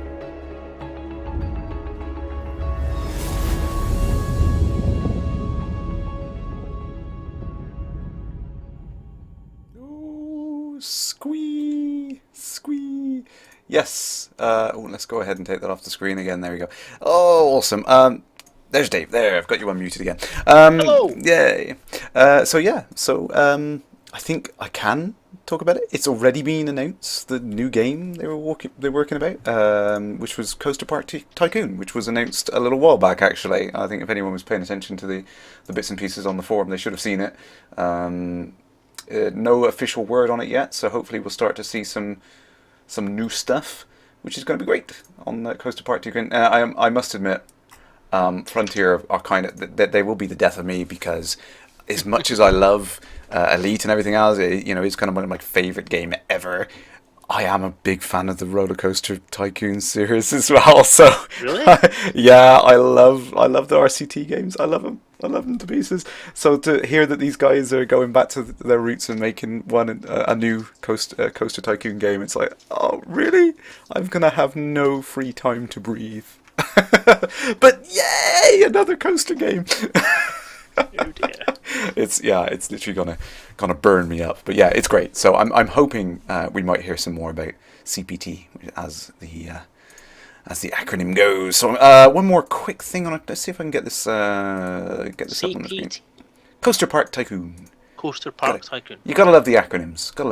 There's too many TLAs in this. There is. Absolutely. Like most industries, though, isn't it? Yeah, you always get it. So I'm gonna quickly get something else up on the screen again. It is a content and information heavy show tonight. But there we go. So I'm gonna go ahead and get this. Oh no, I've lost the link for it. There, I will get the link back in a second. We have a PowerPlay manual. So now we can actually read through and we can understand how on earth it works, and we've got some nice screenshots in there. I won't spoil it for everyone. I'll put the link up in the chat in a second. But yeah, it is an important read. I've gone through this. There was a beta version that went out, obviously, that I think some people probably would have seen. It didn't have any of the screenshots. It didn't have quite as much detail in what was going on here. But it did give you kind of a hint of what was going on. It's nice to see now that we've got some proper screenshots in there. It gives you a lot more understanding. 13 pages. It is well worth the read. Please try and just take the time to read it, because it will explain a lot of what's going on in PowerPlay for you. And hopefully I can answer that otherwise. But let me go ahead and put that in the chat there. Mm-hmm. Do you like lemmings? Do I like? Do you like lemmings? Yeah. You do? Yeah. I was going to say, don't tell me that the guys from DMA Designer got back together and they're going to make it, because we're like, no, not another classic. It's just one of the guys in chat. He's just said that next he'll be saying he likes lemmings. I do. I love lemmings. Bonner says, "Who doesn't love lemmings?" I have to agree. Everyone love loves lemmings. I've got it. Yeah, no, we won't go there. Oh dear. Yeah, no, it's Squee, greeting from the live server. I got a couple of questions coming up in there. Yeah. So I'm still I'm trying to guess who to. Hey, Bifford! Greetings, Commander. I'm trying to find a faction that I like. What do I get? What do I get for these ones? 200% increase on exploration data sale. Interesting. But yeah, weekly bonus of 50 million credits if you can stay at rating 5 in the... Yeah, that's not likely. 10,000 merits passed around in the system. That's going to be tough. That's going to be really hard to stay at like that. But yeah, what else do we get? Let's have a look. Now I know with DJ Tarsu. Sorry, I can't say this guy's name. I do apologise. DJ. I know DJ. Tarjan Noor is now stuck in Super Cruise. Oh no! Obviously the servers are still under heavy load at the moment. I had that once when I was doing one of the beta tests. I think it was 1.1 beta. I got stuck in an anaconda, and I actually sat and recorded that entire session using a screen recorder. So I've got a video of that somewhere. I have to find it, because what I want to try and do is I'm actually going to try and sing a cover version of oh god, All By Myself. Oh yeah. And put it to that video. I don't want to be all by myself. Awesome. Oh, we've started everyone off on a nostalgia trip now as well. Gotta love Worms too, yeah. Oi, nutter! You'll regret that. Played that way too much. Played the Worms series to death. I've got practically everyone in my Steam library, I think. Oh dear. Stains are dangerous. Here, see, this is a good. This is something someone pointed out. Sorry, didn't mean to cut you off there. It's fine. Sorry. yeah. There's always LaveCon. Lee Yong-ru is 103 years old, but he looks like someone who's about 30 in modern times. You've got to remember that this game is in the year 3301. So healthcare is significantly better in the future, and human lifespan is definitely a lot better. I think the oldest person here, there you go, 124. She is, and whilst you can see she definitely looks older than the rest of the characters in there. A dude, isn't it? The next one, sorry, the stream's a little behind, isn't it? Oh, right. She definitely don't look like when you want to mess with her, even though she is 124. But there's a wide range of characters. Obviously, Aisling Duval, she's 25. Denton Patriots here, he's 48. 72. I think the life extension things. Obviously, we've talked about this quite a lot in the RPG stuff as well, as to what age ranges can characters be in, that kind of thing. And obviously it's a very, very expensive treatment to get to that point and with that age. Yeah, absolutely. Of course, there's if you go back through the lore, there's all the things like the Federation are really advanced with their robotics and stuff. So, if someone in the Federation, they could have had most of their organs replaced and all that kind of thing. Someone in the Empire, they're big on their genetic modification and all that stuff. So they might have just got that prolonged life thing. Yeah, Spooky 804 has just nailed it in the chat. Progenitor cells for the win. That's what it is. They just all of these people that run these powers, they can afford to just bathe in progenitor cells, 24/7. So they're fine. They're just refreshing their bodies. Is the server up? I believe it is. Question from Sneaky Hobbits is: where can the faction-specific modules be seen? I can't find that information anywhere in the game. I'm trying to find them now. They might have been taken out of the UI, but that's what I was trying to find, because I was like, which one of these people do I want to go for? Looking at the stats, if I pledge, so you get the bonuses, but I don't see the information for what you get, because there is. For those of you who don't know on there, obviously you might not have seen it, but for each power you get a certain specific weapon or some system. I know Aisling Duval had a prismatic shields, was the module that she offered if you got to a certain ranking. I believe it was once you get to a certain rating in the influence on there. But I'm not able to see. That's another thing. There's all these different bits of specific items and specific equipment so much to add to the RPG as well. Yeah. Sorry, Dave. It's like I was showing you all this stuff. It's like everything you say means I've got another bit of work to do. Just more and more pages to that manual. And there we go. Yeah. People were complaining before that I was taking too long to write this game, and it's just going to get worse every day. It's going to get bigger and bigger. Shenray. It's going to be like 700 pages long in 3 volumes. That's fine. I mean, that's what D&D is. Encyclopedia Elitica. Awesome. Well, we got to go somewhere for our references anyway. So, I've got a reward there. Awesome. Did you answer Sneaky Hobbits' question there? Oh, sorry, I missed that one. Where can the faction-specific modules be seen? I can't find that information anywhere in the game. If you look on your main screen, look on your left-hand screen at the very bottom of there. It says Galactic Powers. That's where you get your information. Yeah. I'll leave that on the screen for a second. Yeah. So that's how you get to it. You can go into that menu there. Richard Begg, greetings, Commander. And Shenray was saying that Hi, Richard Begg. The rewards have been swapped around on there. Right, let's have a quick look. I cannot remember where this is. I'm going to have to go back to the galaxy map. Silio, I've seen Jupiter Ascending. It's a pretty cheesy space opera movie, in my opinion. If you want cheesy opera movie that's actually quite funny and quite well done, quite funny in the way that it's been done as well, Space Station 76, I think it's called. It's an awesome film. Yeah. It's Liv Tyler and a few other people have done a space film done in the style of how the 70s saw the future. Oh, cool. So if you watch it, you'll instantly recognise things like Space 1999 influences and all that kind of stuff. But they've done it as if that was what actually happened. So, and that was only made a few years ago, and it's a very interesting film. Awesome. Don't let the kids watch it, because there is some naughty scenes in it as well. Not many, but just a couple. I love these kind of like retro future or alternate timeline type thing. I love those kind of stories that people their view of how something might have been. It's really cool. I like that. Yeah, Space Station 77 or 76. It's Space Station 70 something anyway. 76, I'm pretty sure it was. You know, I could do the easy thing. I'm sitting in front of a web browser. I could The sum total of human knowledge sat at your fingertips and just forget to use it. Yeah, I do that all the time, so don't worry. Yes, it's Right. Space Station 76. I'm going to risk the inevitable. We've run over a little bit the normal time I do tonight. I know, it's terrible. When I'm over, hey, Stephen Usher. Stephen Usher is on there. Noodles Iron Sky is an awesome film. That's an awesome film. Again, firmly tongue in cheek, but hilarious. As you say, hilarious.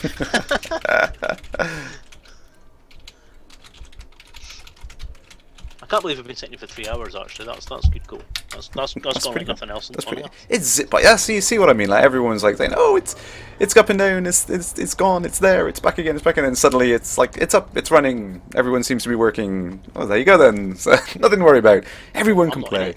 Everyone can play. So I'm going to attempt to make a hyperjump. If I can hyperjump and I can hand in this quest, I think that would be a good time to prove to folks that the game is live and they can get and play it. So let's give it a go. Let's see whether we can hyperjump around now. No worries, Richard Begg. No, it's no need to apologise if you've missed the stream. I'll get it all up on YouTube. No, you have to ask where he's been. If he's been out doing something interesting and useful, then that's fine. That's not a problem.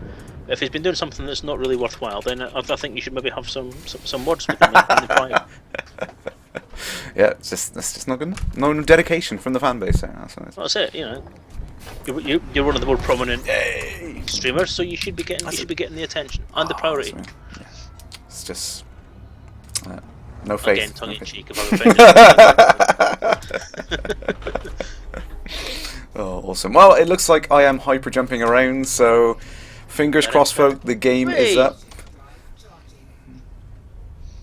Bifford, have Frontier checked if Elite works on Windows 10? I'm assuming companies can get a dev version now. Bifford, I will let you into a little secret that I haven't told many people. I'm running Windows 10. So, yeah. It works on Windows 10. It works great. I have the option to run Windows 10, but I've not had the courage to download it yet because it'll change my productivity levels for a while. Yeah. Get everything up to speed. Oh, it was a bit of a nightmare. I a couple of weeks back, I had to reinstall the latest build, and I kind of had to redo all of my settings again. I was like, oh no, so it took a little bit of time. But yeah, I've been running Windows 10 for quite a few streams now and playing the game happily, so it works fine. There we go. Look at So that. it looks like it's awesome. Looks like we're logging in. We've got some commanders. Oh, got an Imperial Clipper follow me now. Awesome stuff. So it looks like the game's up, folks. So I think we'll wrap up the stream so everyone can get into the game. I can't resist answering this question, Bifford. You've asked me what happened to 9. Now, rumor has it they were going to call it Windows 9, but the problem is 789. No. The version 9, they got to some late stage testing with end user products and found that some people were very lazily just searching for the current OS version string, and if it was anything which started Win9X, Win9 anything, they'd assume that they were running on Windows 95 or Windows 98 and kind of go into some screwy compatibility mode and do all sorts of crazy stuff. So they had to ditch Windows 9, would you believe, just because of that backwards compatibility thing. So they went, heck, let's start from scratch and call it 10. That's the best excuse I've heard so far. I'm going to stick with that. That's the one I've heard as well, actually. I'm going to stick with that. So we will probably wrap it up, that, folks. Who was that? Aramus? Aramus, yes, you're welcome. It was a great stream. Thank you very much for everyone tuning in. Thank you, Dave. It's been awesome to have you on. I wish you all the luck in the world for getting the RPG finished. I can't wait to try it again, actually. I hope you will be at LaveCon, won't you? I will be, yes. Awesome. So hopefully I've got enough time to break away from the responsibilities and I get a chance to play again, because I'm kind of hooked on the whole RPG thing now. I want more. I want to sink my teeth into You can it. have as much as you like. You're always welcome, you know. Awesome. Thank you for having me anyway. It's been awesome to be here. I've enjoyed myself. It's been great. It's been a pleasure to have you on, and we'll have to do it again sometime. So Definitely. for everyone who's watching now, I mean, if anyone wants to get in touch, they want to be on the community stream, then please just get in touch any way you can. We'll get you on. Please remember that the 12th and the 19th of June, I won't be streaming, but please check out Fiery Toad and Mad Dog. They will be covering my my streams for those days. I'm going to be in E3. One more drink for the road, guys. Squee! So I'm going to be in E3 with Frontier, showing off the latest build of Elite and all that. And they're going to be covering my streams. I will host them, so if you tune in the same time next week, there will be someone streaming on crashlanding.com, so don't worry. So we will leave it at that. Again, thank you, Dave. Thank you, everyone watching. And until next week, folks, see you in the void, Commanders.